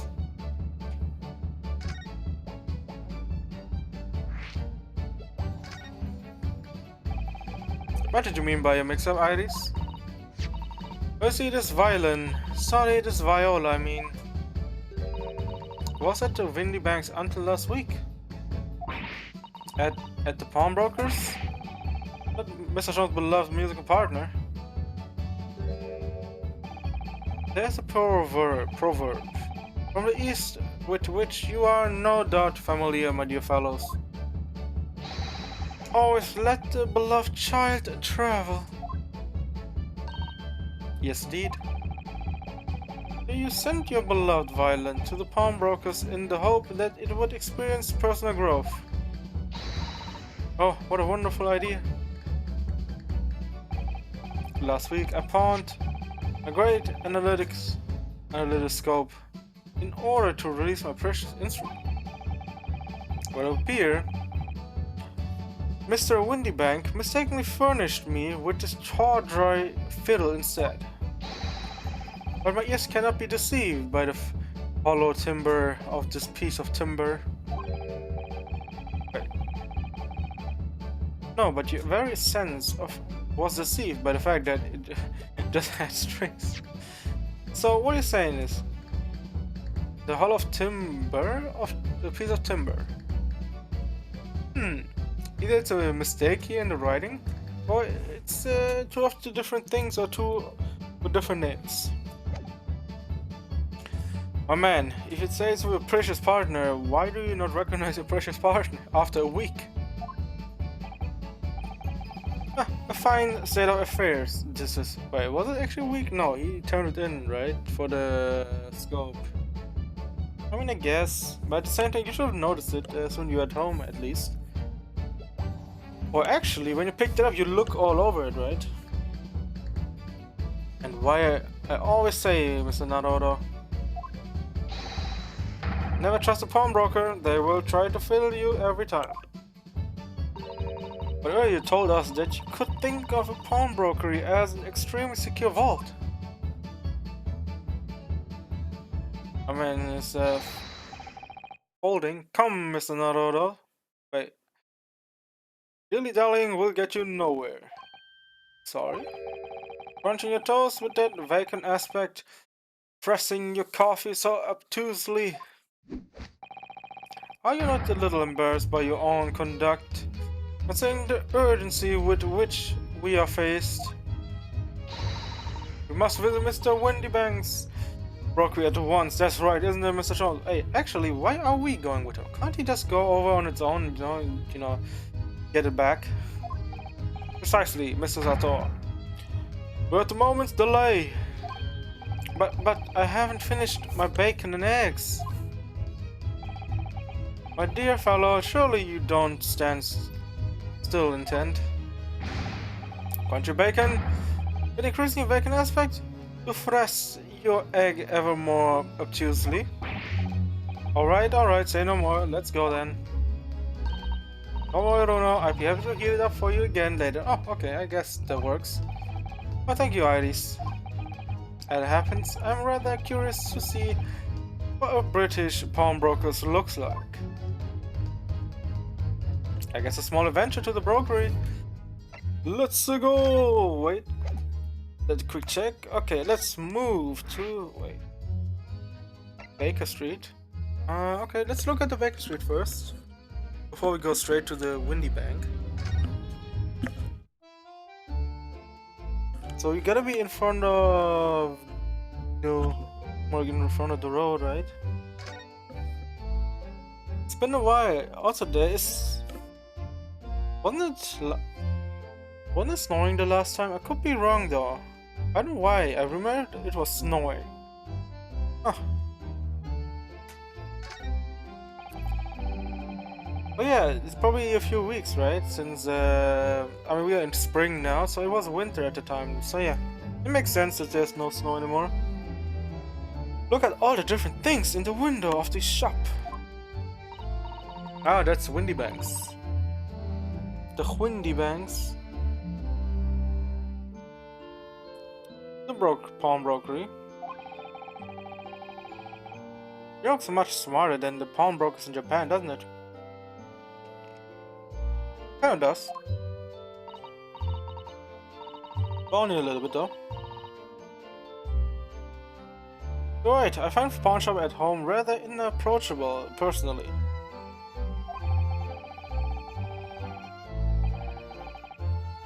It reminds me of tearfully parting with my favorite fountain pen. I felt so miserable.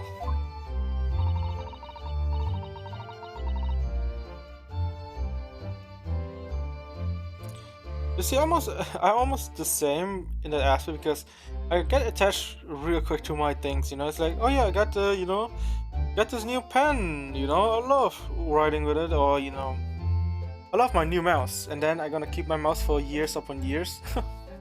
Or let's say my, I don't know. I guess you could say where I put all my pens in, right? Or your shelf or whatever it is, your lamp or your clock or your watch, whatever it is, or your phone even. You don't want to get rid of it because it still works. You get attached to it. Even you bought just yesterday. It's like, oh my god, I got this new thing, man, and I'm gonna enjoy it to the fullest of its life. It has in front of us. Get the full-on experience with that thing. All right. Meaning I get attached to a lot of things real quick. So I will use something to, till it breaks, And even if it breaks, I try to repair it my own. And that's how I am. That's how I am. Let's see.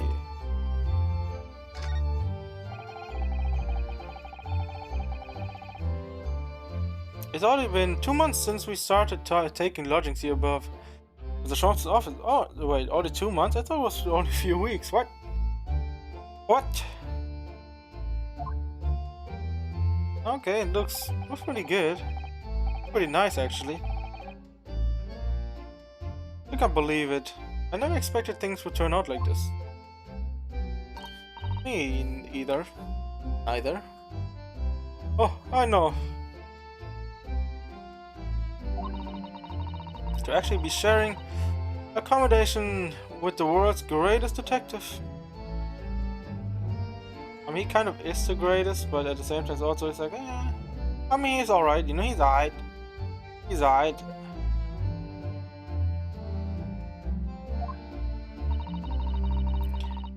If I ever find myself before a court of law now, I have not one regret. Wait. I mean, okay. I mean, I would say that's a good thing, right?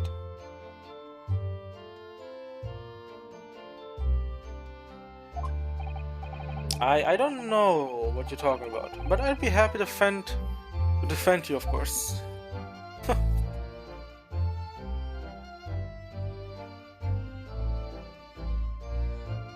Alright, there's nothing more. Alright, let's move it to the pawn brokery.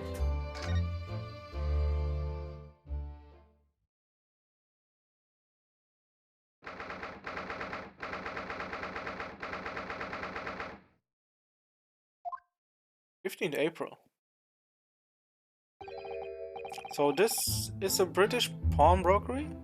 I mean, it looks pretty good. I mean, I love it. It looks just nice, It looks so bloody nice. It looks nice. Pretty old,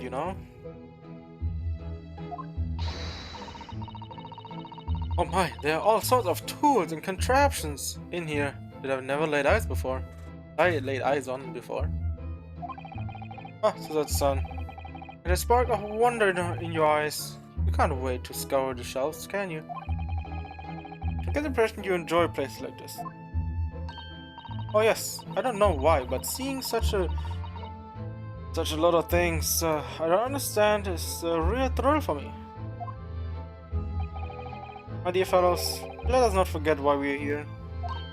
Our man is real serious right now after losing his precious, I guess, scope. Here we are, here we are. You're calling on matters of business, not pleasure. And clearly Mr. Jones means business too, judging from the spark fury in his eyes. Ah, Mr. Sholmes. So, welcome back. Did you hear that, Brazen? Welcome? Well, yes. We are potentially customers, after all. We are disgruntled customers, Mr. Naroro, and it's time to inform Mr. Windybank of our ire. Work of your ire, you know. Come, the fight is afoot. It looks pretty normal, right? I mean, it looks pretty normal. But first, let's look around a little bit, shall we? What are you doing, my dear fellas? We are not here to browse interesting curious. We have come to teach this broker a lesson. Oh, but there are just so many fascinating items. Looks as though we will have to talk to Mr. Windybank first before you can explore in here, Mr. Sato. You know what? I'm gonna keep going. Let's see what we can find. Oh, everything is marked as okay. Okay. Calm down, Mr. Boy. Mr. Detective. Pawnbrokery. I wonder, could I ask you something? Ah, gentleman from the east, I see. Yes. That sable suit. I suppose I could offer you 6 pence for it. Without wishing to offend, the tone is somewhat dull. Sorry? Ah, but for splendid attire, ma'am, 5 guineas, no less. The color are exquisite, the design exotic. It's an artistry at its finest, may I say. Wow, really? Really? Oh my, 5 guineas, you say? How interesting. Right, I feel as though you suffered some sort of defeat here. Yeah, I mean, pawnbrokers are essentially, you know, they try to get you to sell, more like, they try to buy stuff off you for the half of half. They essentially just, you know, giving you half for what it's actually worth, and then but trying to get more out of it. I mean, it's essentially to trade, right? Like a scam.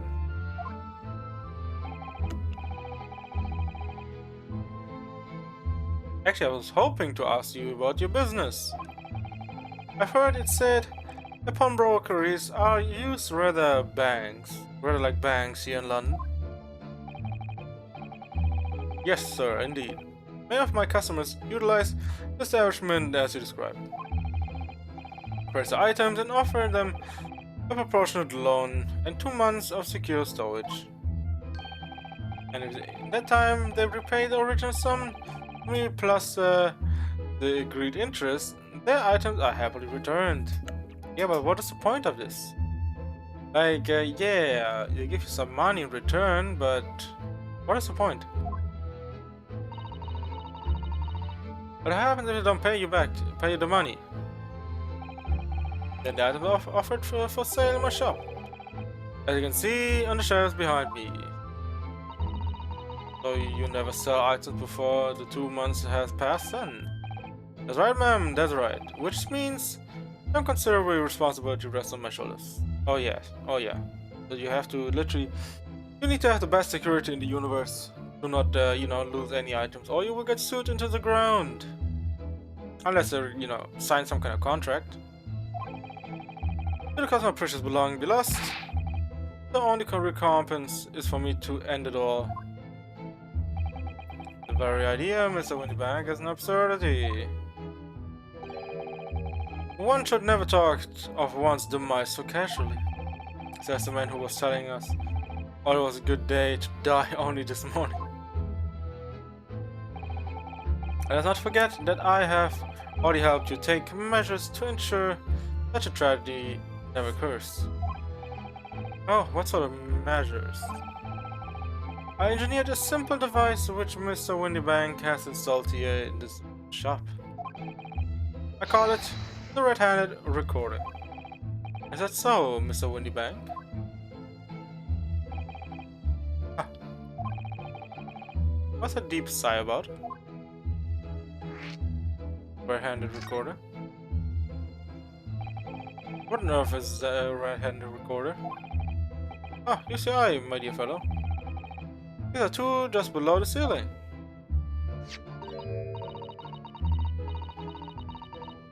I can see what happens to be a certain camera attached to some sort of timing device. Also, it's like I mean, it's like a security camera, right?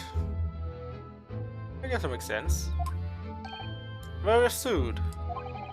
It is indeed a camera furnished with some 100 pieces of celluloid film. And every 30 minutes precisely, the camera automatically records the appearance of the shop. Here, I have an example I can show you.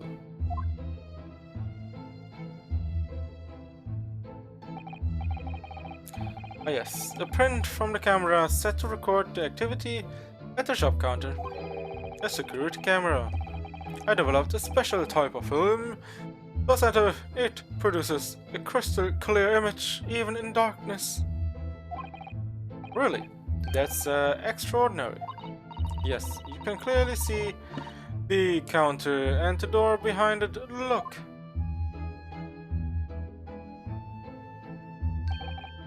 I see. You see, we are someone that entered the premises with ill intent, and his identity would be summarily exposed.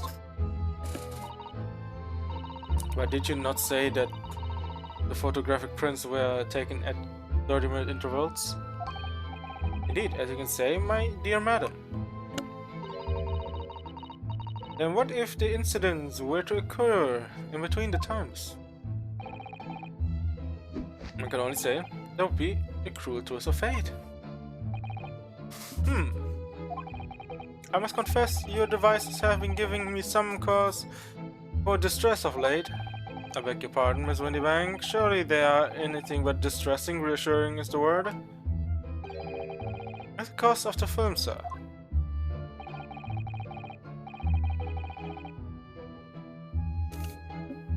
You most graciously placed not one but two cameras in my shop after all. Which means I must pay for nigh on 100 utterly useless prints every single day. I'm afraid the cost of the film will break me before I'm very much older. Well, then you have to, turn off, the camera for the nighttime. Of course, that's when the importance is, right? Turning off during nighttime, but having it online during the day.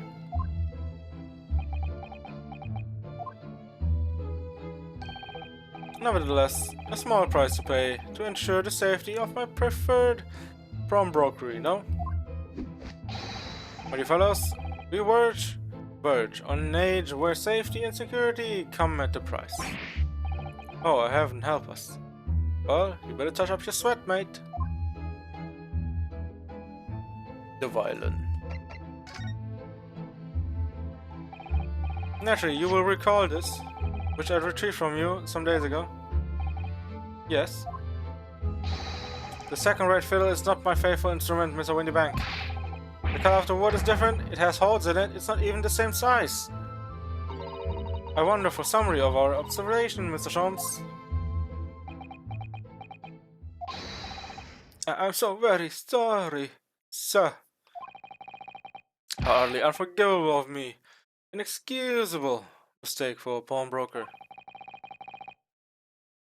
There's only one way to make amends. Don't end the door, mate. Hey yo, no. I shall have to take my order. Hey yo, slow down there, buddy. Slow down. You see, if you off yourself off right now, we cannot get our items back, man. Off yourself afterwards if you can't find it. I don't think that will be necessary. Do you? If I may say just one thing before I pop off. Hopefully don't pop off in this way, but maybe pop off in another way. Ah, yes. It was you, sir, Mr. Shelton, who took it upon himself to remove the item the other day, I believe. Sorry? As I recall, I entered the storeroom to fetch your violin when I heard... Oh, here it is. You did? And when I turned to controvert you had take the viola and left, sir. However, there can be no doubt that the blame lies firmly at my own door for allowing you to leave. Yes, it kind of does because you have to essentially, what if the other owner comes back and wants a viola back, and you have no way of knowing where it went. But since you know who got it, might as well just call it back. So yeah, what are you doing, old man? You should have stopped him. 100% should have stopped him.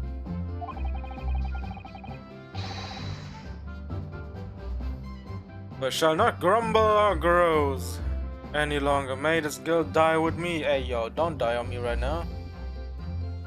This is not the time. No, stop, my dear fellow. The fault is mine. Okay, I guess it's with him as well. You could say it's a fault of both sides, you know?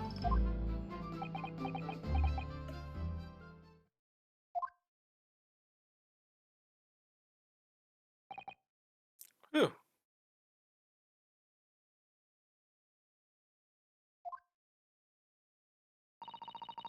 It would appear that the fight is over. I mean, it wasn't really a fight though. Eh, maybe it was a fight, maybe it wasn't, I don't know. Seems more like someone is over dramatic and tries to off himself up already, Jesus. Please man, please. I do humbly apologize, Mr. Windybank. Evidently, my questionable disposition precipitated this tragedy. Well, you wouldn't be Mr. Sherlock Holmes without that questionable disposition now, would you? No, definitely not. Haha, I do believe you may be right, sir. It's either laugh or cry, I suppose. Yeah, kind of.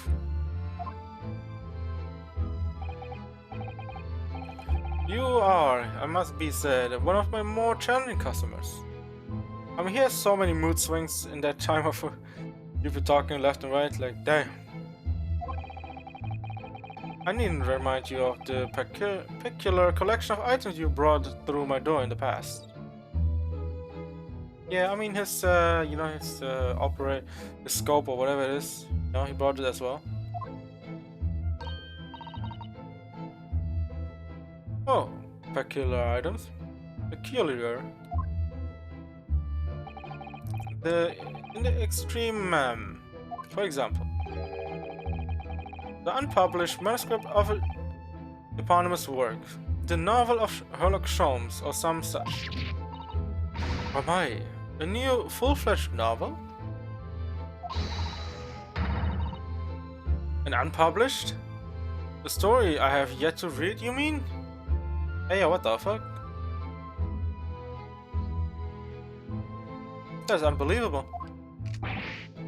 Oh. Forgive me. For I have sinned. Wait, before you die, you must tell me more. Damn, my man putting on that, huh?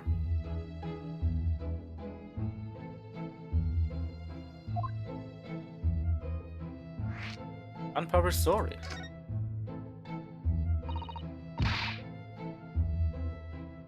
I must know more. Tell me everything. Oh, Susan is really fired up now. Well, she heard of new books and new stories, unpublished. I mean, it goes hand in hand. Both ready to, carve some people out.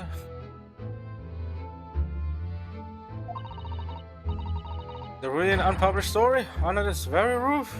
I mean, there sure is now. Well, one day the gentleman here brought in an old metal chest, you see.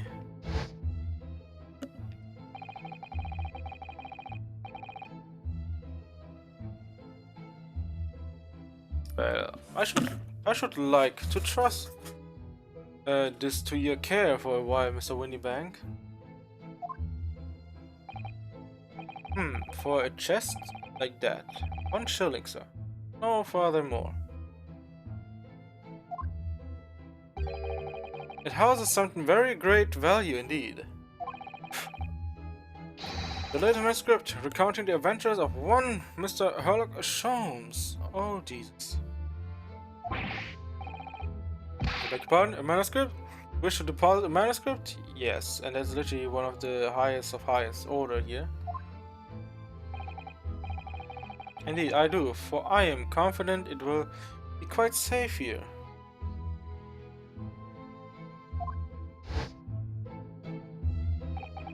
And that was that. Oh wow. Oh wow. You know, sometimes you believe things might be good. Well, things are not that good right now. And such, Mr. Sholmes' latest tale of otherworldly mystery lies dormant in my storeroom. Alright, fantastic. Fan-flip-fantastic. Sounds about great. Sounds great.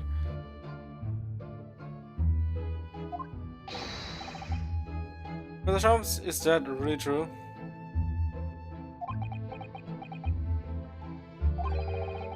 I understand someone doesn't want to talk about this. Oh Jesus. Oh God. Oh Lord. Things are heating up. I continue to pay your fee, do I not? Then I kindly continue to store my belongings. Surely, securely. Makes sense, makes sense. Of course, sir.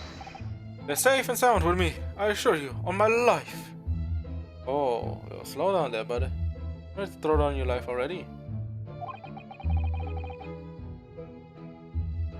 This is all very strange. Yeah, it is very strange, you know. Someone who wants to already, go to the afterlife, and one is, I guess, enraged of dropping his stuff over here and then forgetting that he picked up the wrong item. Sounds about right. Sounds about right.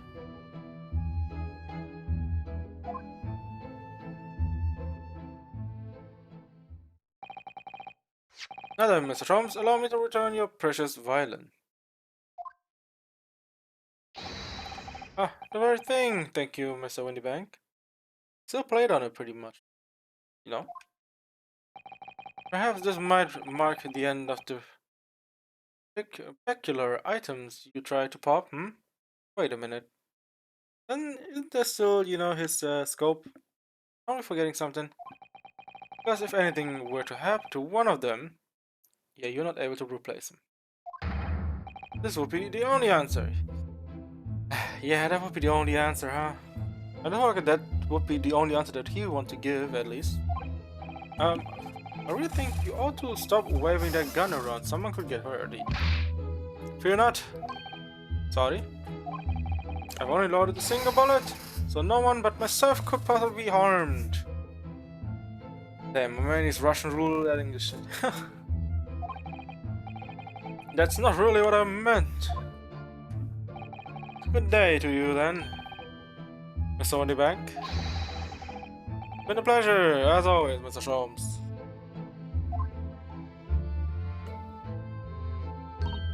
So, Mr. Naruto? Now we can explore at last. Yay! Exploration time!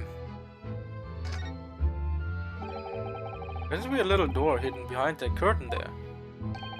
That leads to the storage room, where Mr. Windybank keeps articles that are currently on. Ah, I see. There's nothing of particular interest inside. I certainly wouldn't recommend any larcenous activity. Recommend it or not? Not something I tend to do. There's but one key, and Mr. Windybank keeps it in his pocket at all times. Before he sleeps, he places it into a small pot, which he slides under his pillow. How on earth do you know about that, Mr. Sholmes? See, my man's knowledgeable in all areas. I'm a detective, sir. It's my business to know that others don't. I'm frequently assailed by information that I neither care for nor wish to retain.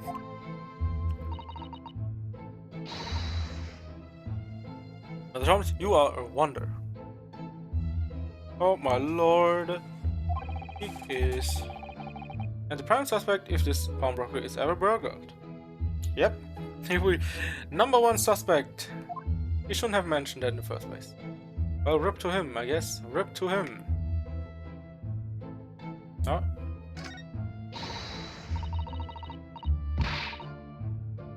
Look at this! What could this lovely big shiny box be? What could it be, you know? Who would think this would be? That, my dear madam, is a music box. Surely you have such things in your own country? Oh my, yes. We've certainly never seen one so large before. Shall we listen to a while?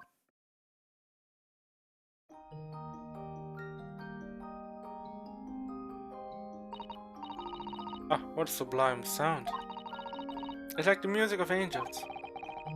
I never heard anything like it before in my life. This particular specimen is of the larger variety, commonly found in public houses and restaurants.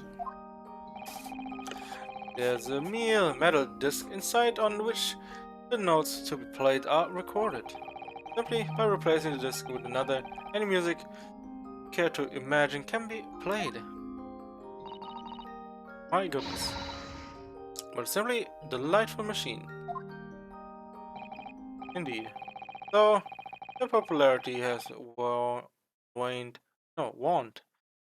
Recently, with the development of gramophone, of course. Science and technology advance at such an overwhelming pace. Yeah, it does. It does, indeed. Ah, what an assortment of things are these on shelves here? Crockery, footwear, clocks, and watches. Not anything you care to imagine.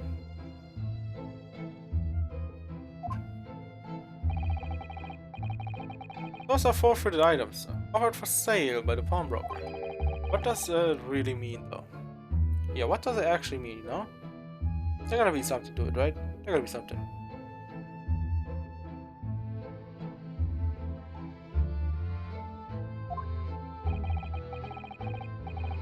When you pawn, or colloquially pop, an item, the broker loans you money against its worth. Yes, understandable. It sells the item in an agreed period of time, after which the loan must be repaid. If not, he is free to display it in the shop for sale, at the price of his choosing. Sounds about right, yes. Oh yes, now you explained it, I'm noticing little price tags on everything. Of course, if you are paying the agreed interest on the loan, one can extend the period of safekeeping. You may pawn that black garb of yours without fear, my dear fellow. I traded university uniform? Never. It embodies my student's spirit. At least the spirit was not broken. That's good, man. That's good. No spirits have been broken in this playthrough.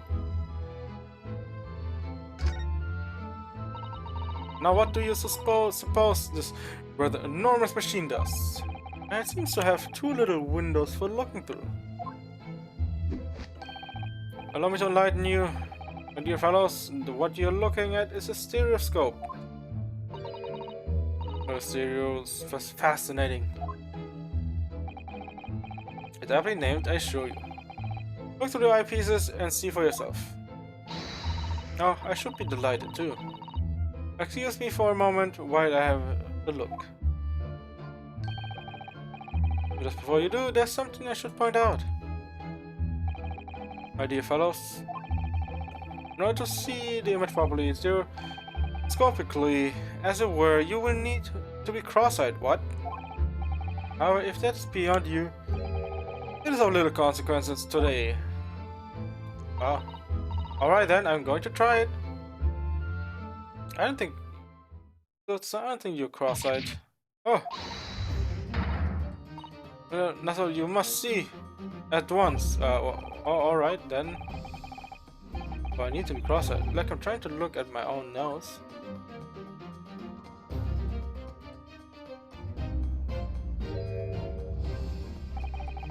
What the? I mean, I'm seeing a woman. I don't believe it. It's a photographic print, but it seems like you could reach out and touch it. Yes, the sense of depth is startling, is it not? Discos are one of London's many fads. They are often found in little stalls in the park. People queue for hours to see them. Why? Why are people meddling with such a black magic? That's not black magic, okay? It's not black magic. It's not black magic, my dear madam. It is, well, far too complicated to explain it at present. We shall save this lesson for another day. Oh. Yeah, it's not really black magic. It's just science in a way.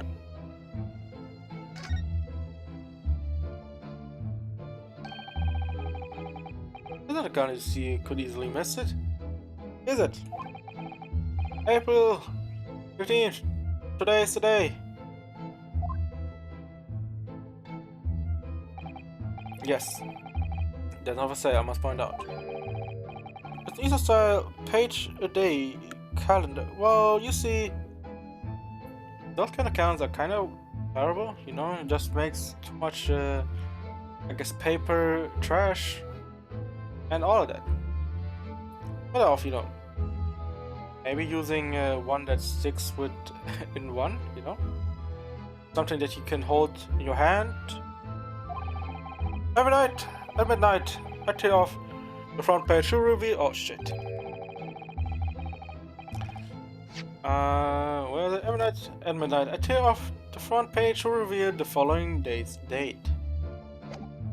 The perfect calendar for a tearaway fellow such as yourself, Mr. Windybank. And who was it who walked out of here with the wrong wire before? Well, an agreed storage period has passed without repayment. Articles are forfeited, you see. So I have to keep a close eye on the date. It's something of a broker's obsession, you might say. Oh yes.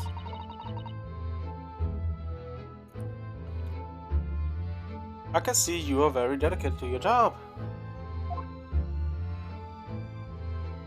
It sure is.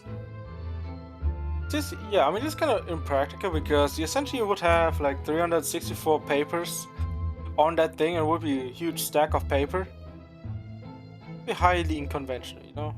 It would literally ruin it all. You're wasting so much paper. And then, unless you keep the paper and you reuse it because it doesn't have a fallout date, right? But yeah, maybe you can add a date to the February or take away a date from the February every year. At the same time, you know, it's not the same every year, so yeah, it's something. Dear me, have you not seen the science before? No, never. 3 golden balls are the Great Britain at least. The universal sign of pawnbrokery. There are more than 700 such establishments in the capital, all showing the same signs. Oh, I see. Ah, I had not imagined your ignorance was so profound. Whoa, whoa, my man's going on the offense, what the fuck? Oh, well, there's a significance of the 3 golden balls then. Does it have some special meaning?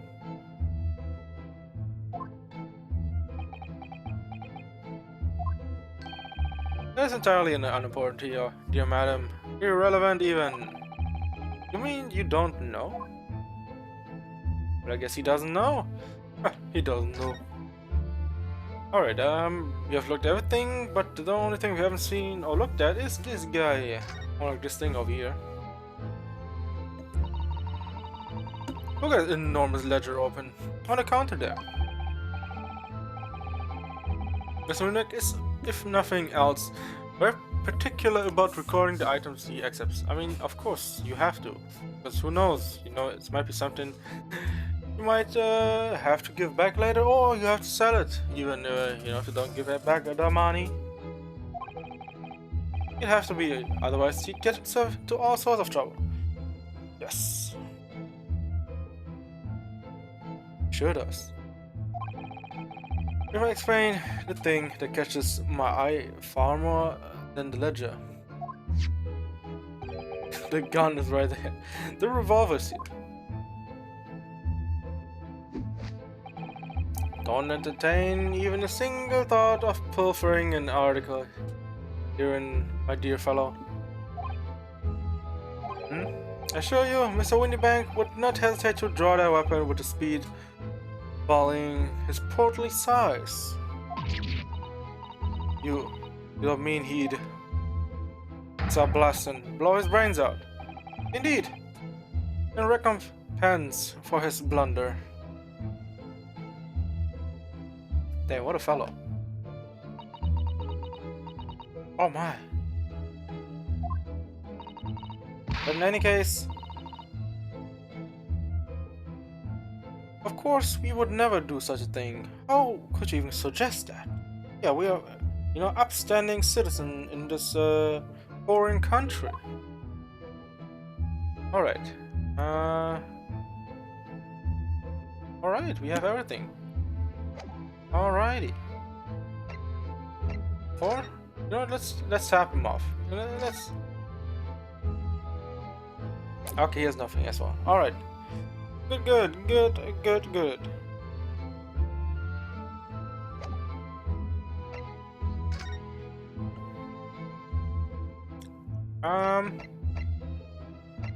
Are we going back here?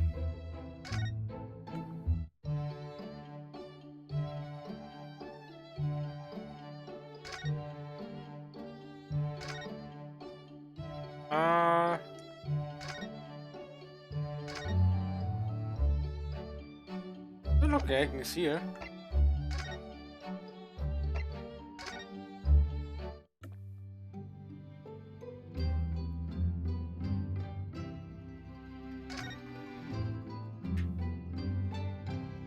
Doesn't look like there's anything here that we can do anyway.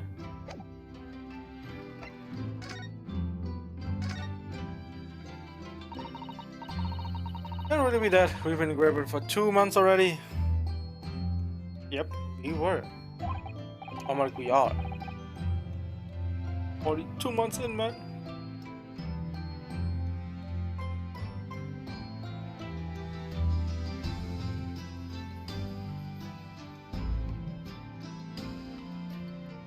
You've gone by in a flash, hasn't it? And what an English gentleman you trailed off there throughout the sun. Oh, so sorry. When I thought it through, I realized it's not at all true, actually. Why is that? Why is that?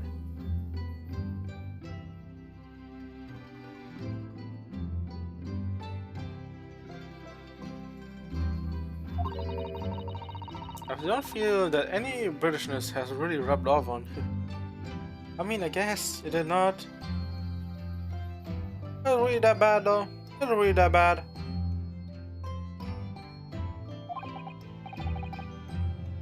No, you, to be honest.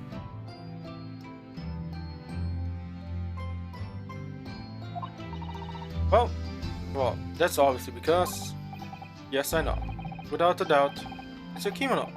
What certainly stands out. Yeah.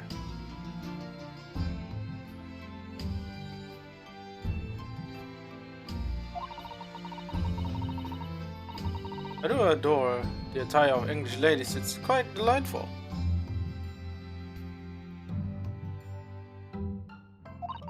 But somehow, I just don't feel ready to abandon my Japanese dress just yet. I mean, you don't need to. I mean, no one's telling you to do it anyway. I think it looks even better, I guess, besides the English outfits and all that, wearing a coat, wearing a dress and all that. I wonder how Susato-san would look in Western clothes. That would be interesting to see. Alright. I guess we can move around, eh? Are we going to Baker Street now? No. Are we still in the pawn shop?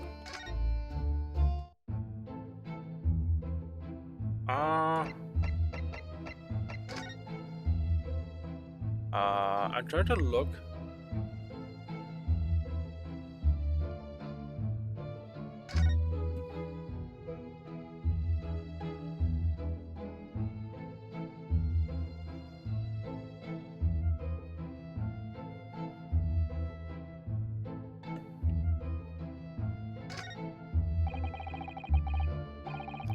Okay, another place. Also, I have to find something that's out of place, huh? Hmm.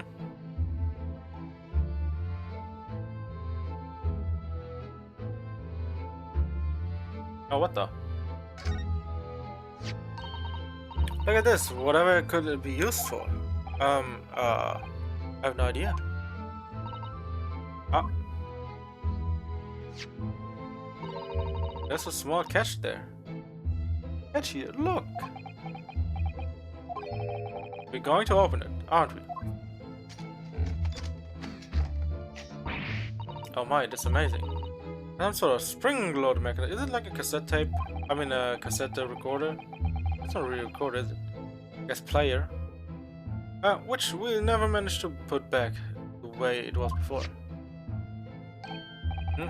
What are you two doing? What? Us? Nothing. No, nothing at all. Whatever it is about devices, it seems to have a pair of little windows. Look through. I feel as though I've seen something rather similar to this elsewhere. What? Only tuppence for it? That ain't fair, and you know it. The article's barely worth a penny, miss. Can I offer more? Sounds like there's an argument brewing over by the counter. Come on, that can't be right. Have you even had the proper butcher at it? I've seen all I need to see, young girl. Oh wait, it's her. Wait, don't we know? Yeah, I sure recognize. Yes, I noticed that.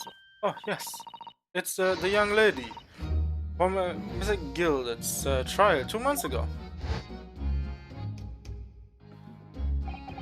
Her name is Gina Lestrade. Okay.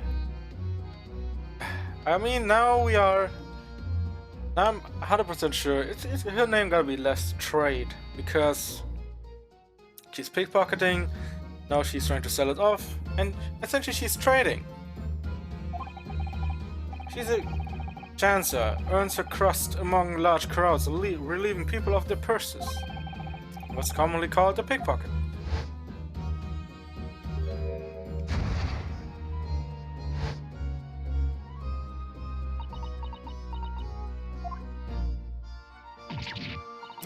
Gordon Bennett, you lot. I don't know who Gordon is, but alright. Hello, Miss Lestrade. Hope you've been well. Why did you start loading up your gun? Eh? What, you remember me then, do ya? Well, you remember being completely surrounded by smoke, and that's for sure. So, what are you doing in here? Down and out, like the rest of us. Nothing to eat, count to pop that black weasel. Sorry code, have ya? What is it about this black uniform that makes everyone comment on it? Maybe it's because it stands out so much. Like, you know, Susato-san's kimono. Ah, good day. Unless I'm much mistaken. You would be the young pickpocket who stole our experimental smoke grenade launcher. Mr. Sholmes. So you have something of value to pawn, do you? Allow me to see the articles, and I shall negotiate with Mr. Windybank on your behalf. Told the other one I don't need help from some stuckabity. Get out of my business, Dawn, or I'll make trouble for ye. As you wish, Miss Lestrade. I will happily remove myself from your presence.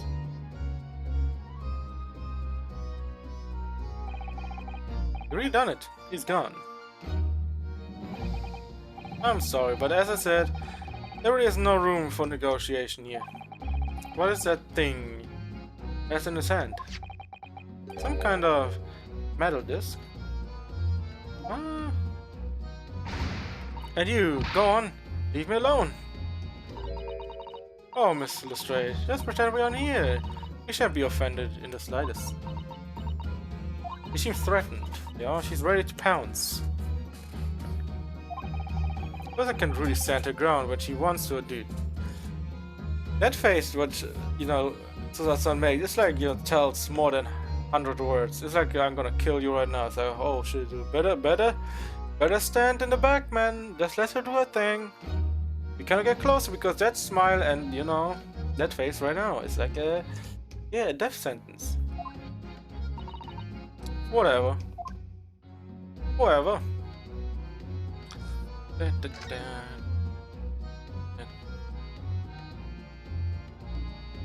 everything what happened? Did everything get reset? Your shop, there are still so many things I'm curious about. Don't believe this is time for browsing. Okay. Yeah. Oh, sorry about that.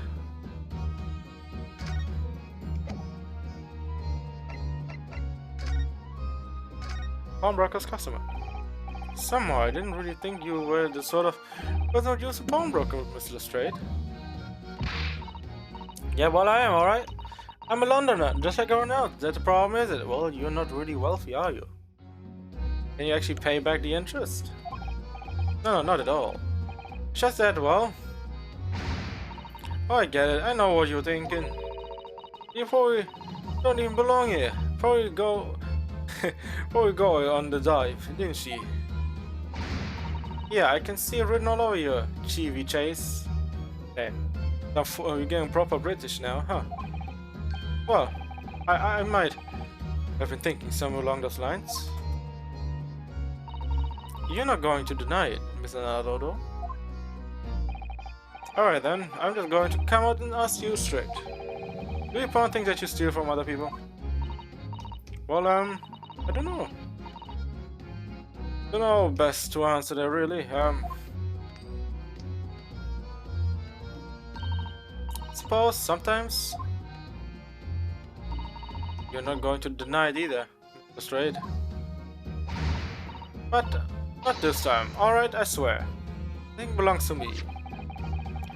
The desk that Mr. Windy Bank is holding. Yes, we should see what he has to say about all this. Alright. Let's see what he has to say about these. In on the straight. You've been in before, so of course.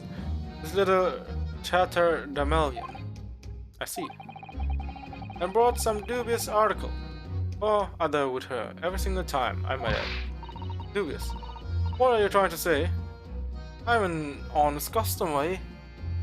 Me! What are you now? So, is there something dubious about the disc she brought in today? Well, if only if it were that simple. Sorry, what do you mean? What she actually brought in was a storage ticket. Storage ticket? So...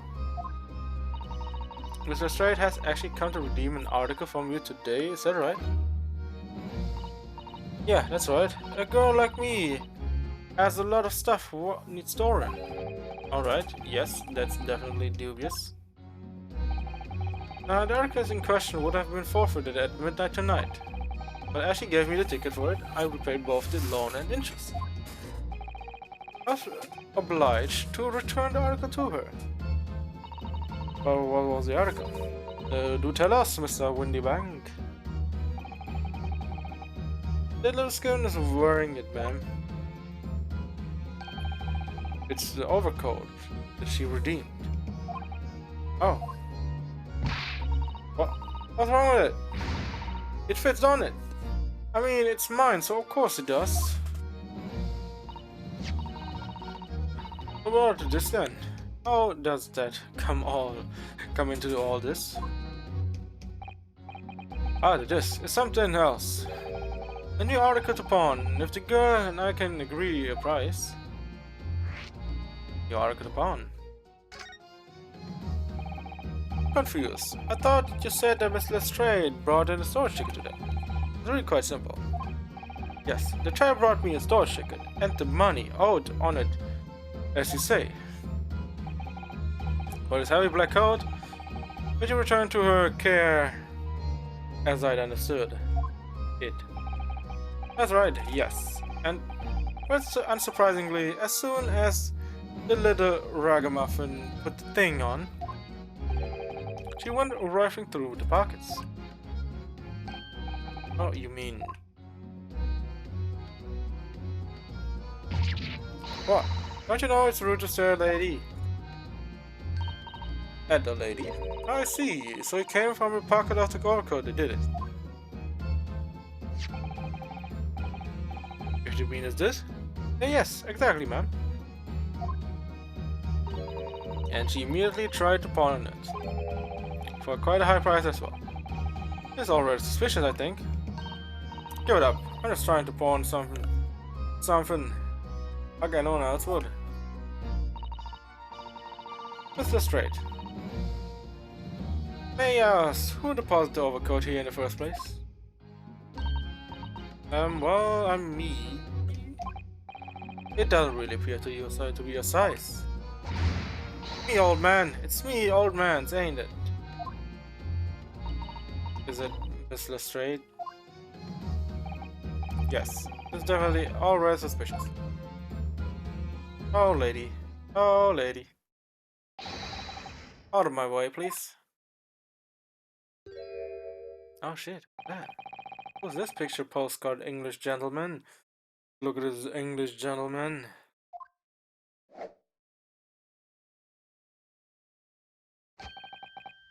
Good day to you, ladies and gentlemen. What's your problem, eh? There's no problem. As long as you remove yourself. I have a matter to discuss with the proprietor. And if you intend to make a problem of it, I shall see you outside, little girl, for the hiding you deserve. Damn. My man is standing above everyone, huh? Look, ain't it obvious? I ain't done talking with him yet. If you think you're such a gent, you should know how to wait in line. Well, you're an impudent little rat, aren't you? As well as a pickpocket. Who are you? How do you know who I am? The question is, how do you not know who I am? You haven't the courtesy even to remember the faces of your victims, it seems.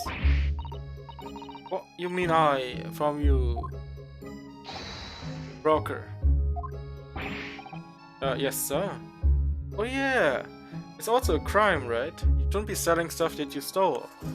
Because at that point, it will still be, go back to the person who belongs to. I believe this filthy pocket thief had read an article from you, no? Yes, sir. The article in question belongs to me. The demand for it will be returned at once, yes. Because if it doesn't even belong to you in the first place. It needs to go back to its rightful owner.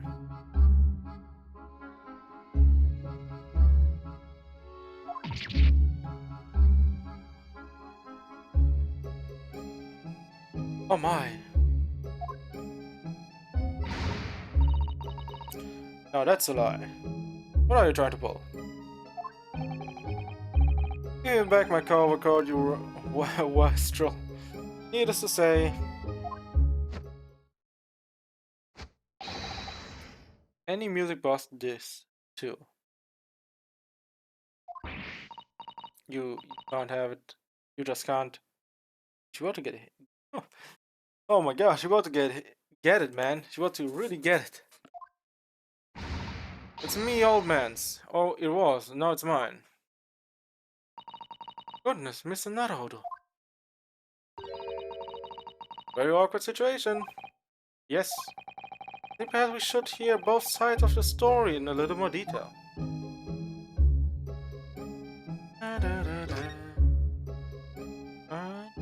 Well, let me see if she has more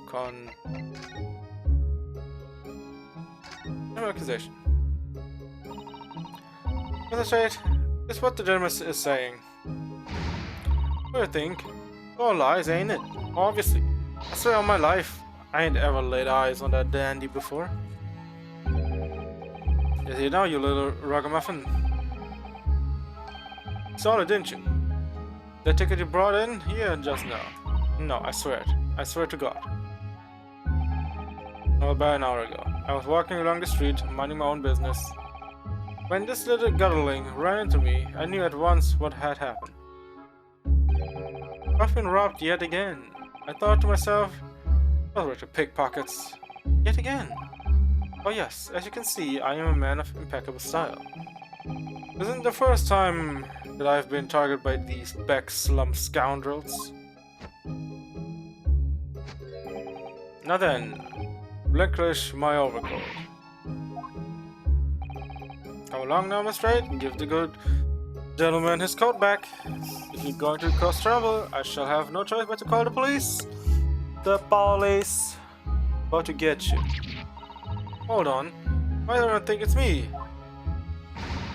Look at this dandy cove. Think I'm a dodgy one. I mean, he looks beautiful. Okay, he looks perfect, immaculate at that.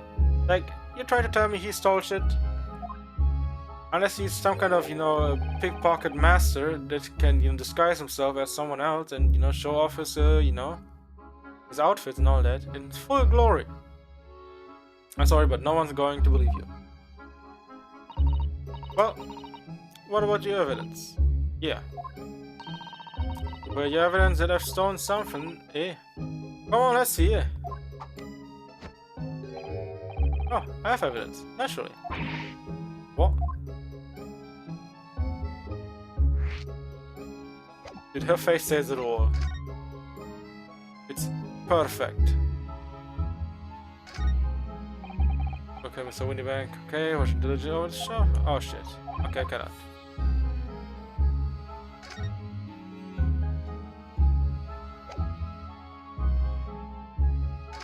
Let's talk to him. And then we go back to the other part.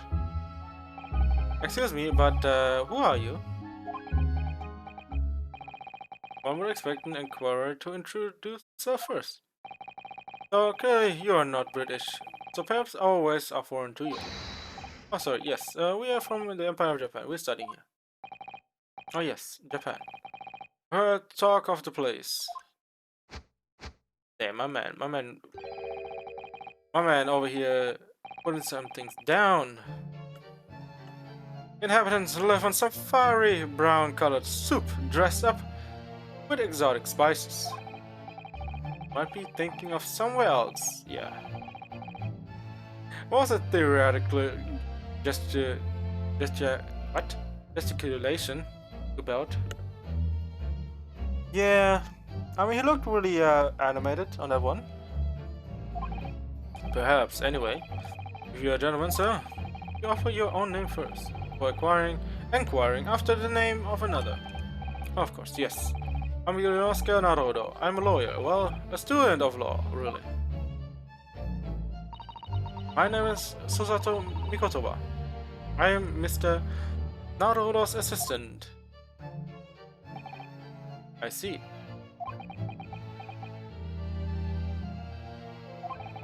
My name is Benedict, yes. Eggert Benedict. Enchanté. So refined in how he holds himself, and how he speaks, but that name is suspicious. Wait, what? Eggert Benedict. Now, to the matter at hand. My overcoat returned at once. Someone with the style to carry it off. Ever moves makes every breath takes. More like breath takes. Breath he takes. I can't stand watching him. Understandable. But what if she's actually telling the truth, you know? Who knows? But someone wouldn't be coming in here like this and accuse someone of, you know, a pickpocket like this. Evidence that the article is misillustrated, redeemed, actually belongs to this gentleman. Of course, we need to only consult Mr. Windybank's ledger to know the truth. You'll be able to look up the name of this person who deposited the article in the first place. Then she will be sacked.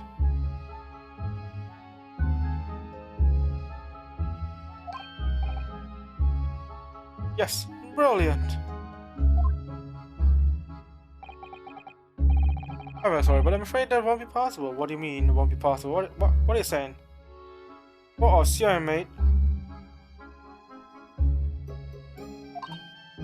Oh. I never ask customers' names. That's the strict policy of mine. What?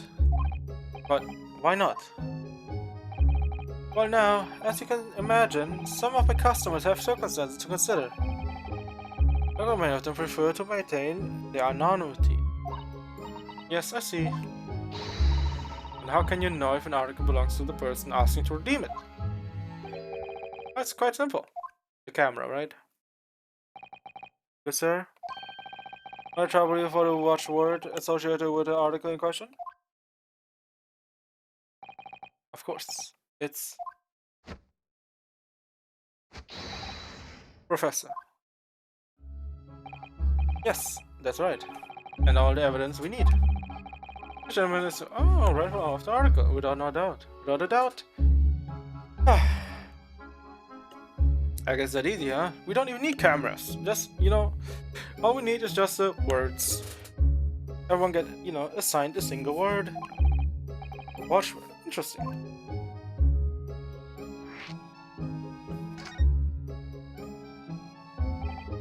So about these watchwords, Mr. Windybank, as it's explained, you never ask customers' names and deposit items with me. There are many reasons why certain customers would like to keep their their activities secret. There wasn't exactly a subtle glance at Mr. Sholmes now, was it? Great detectives have no dark secrets, none at all. Yes, well, anyway, that's why I always ask for a watchword whenever I accept a new article. In many ways, it's like the secret combination of numbers used to unlock a vault. The data are deposit, a description, and the watchword. Uniquely identify each item. And of course, then I give the storage ticket to the customer. When it comes to redeem something, I ask for the ticket and the watchword. And if that someone tells you the correct watchword, you return the article. That's right, sir, yes! And just as soon as the requisite fee is paid. A requisite. I have supplied you with the information you require already, but for the avoidance of doubt, the article in question is an overcoat deposited 2 months ago on 15 February. I would watch our professor. All perfectly correct information, sir. Well, Gina, how about you give it back, okay? But how? Really, this is beyond the joke now. There are no further room for doubt. Yes, you got caught, and just give it back before it gets worse.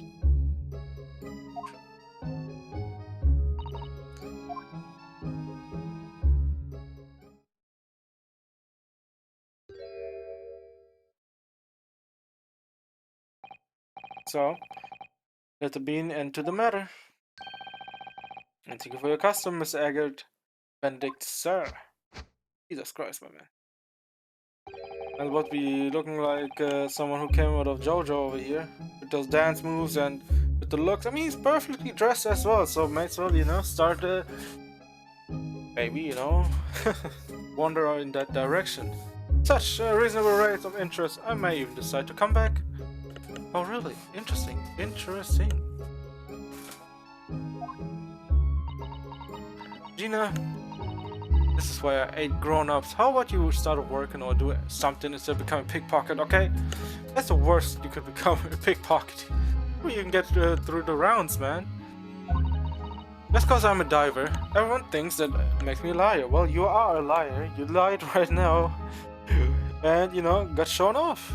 I mean, there's literally everything points towards you a liar and a pickpocket. Jesus. Talk about getting caught red-handed. And the content of the code pocket, if you please, broker. But of course, sir, here is a disc for you. I know I fear he about to die. I don't know why, but he, you know, it's the same with the other guy, you know, who died in the, I guess, carriage, and also I saw it like a theme, you know, where someone dies just randomly. Pardon, sir. I was expecting another, that is, deposit another. And this? Oh, oh dear. I regret to inform you, sir, that what was deposited with me was merely the overcoat. The disc happened to be in one of the pockets, but I was completely unaware of it until now. So, Gatling, you're hiding more of what's rightfully mine, are you? Says who, eh? I don't know nothing about it, okay. Girl, you have to really open up the bag. You really have to open up the bag, because let's be real, it's getting deeper and deeper into the hole. Very well. Then I shall bid you farewell. Say goodbye. Sigh. Wait a minute. The disc. This one. What do you think you're doing, you little tramp? You've drawn blood, you filthy animal.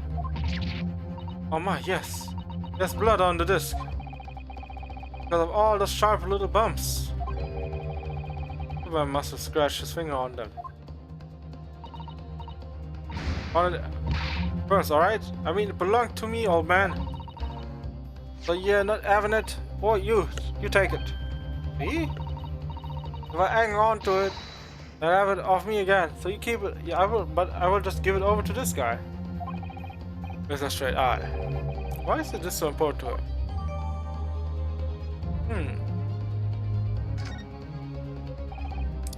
You there, in the black livery. Hand this to me at once, please. No, don't. He's lying. Grown-ups are all liars. Well, before we go further, let's save, you know, before, you know, things get a bit out of hand. I need to reload and do something with it.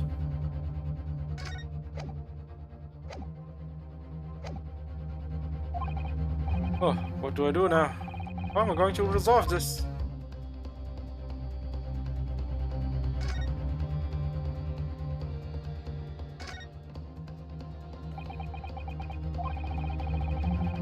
As a last year, okay, we have to go some before we revolve off this. Oh god, oh god. Alright.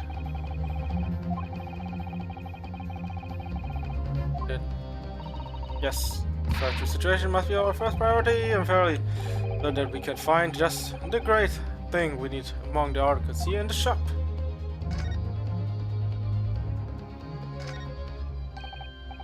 Mr. Sholmes, what are you examining with such keen interest there? Let's enjoy your bar of karma, I see.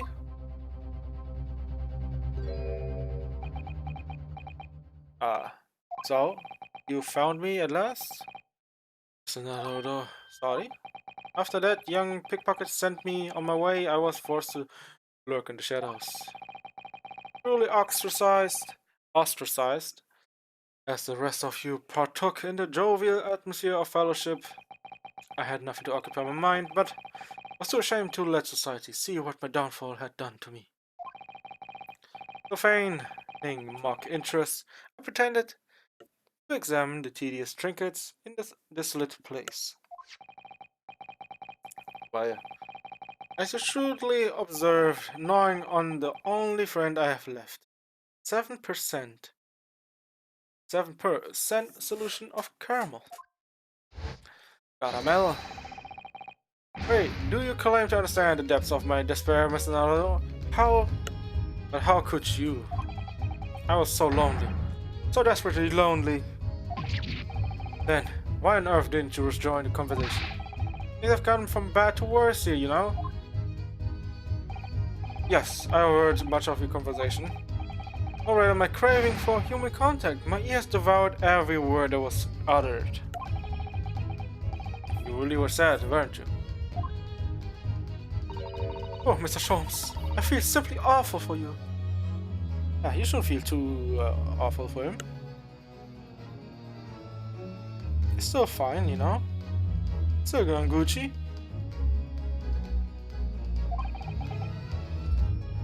It would seem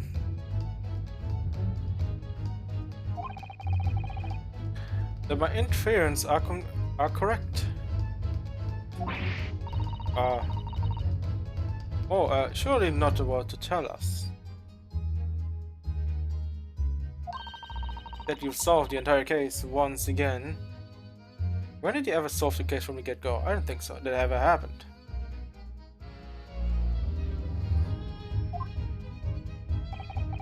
My dear madam, sometimes I wonder where my genius for deduction to become commoditized. Commoditized? How much could I pawn it for? It seems Mr. Sholmes has had enough of his flashes of inspiration, but who knows if it'll help to resolve the situation between Mr. Lestrade and the mysterious gentleman. What's the right thing to do here? Listen to the deduction.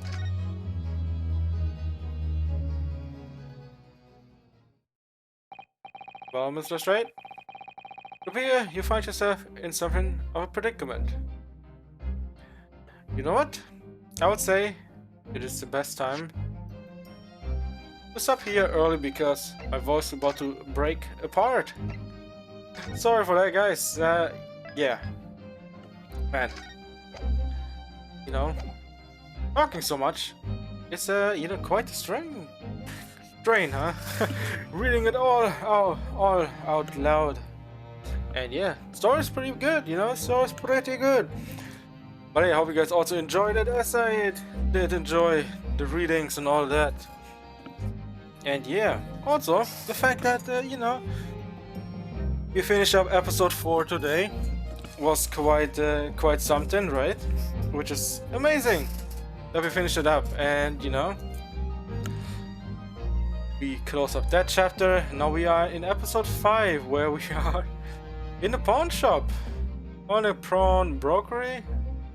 Whatever it is, But yeah, now we are in a predicament where, why there's blood on the disc, on the music disc. Music box disc? Maybe, one or the other, But hey. Yeah, as always, if you guys enjoyed the stream, the follow is always appreciated. Same goes for Twitter as well. I will always keep you guys updated on Twitter if I'm going live or not.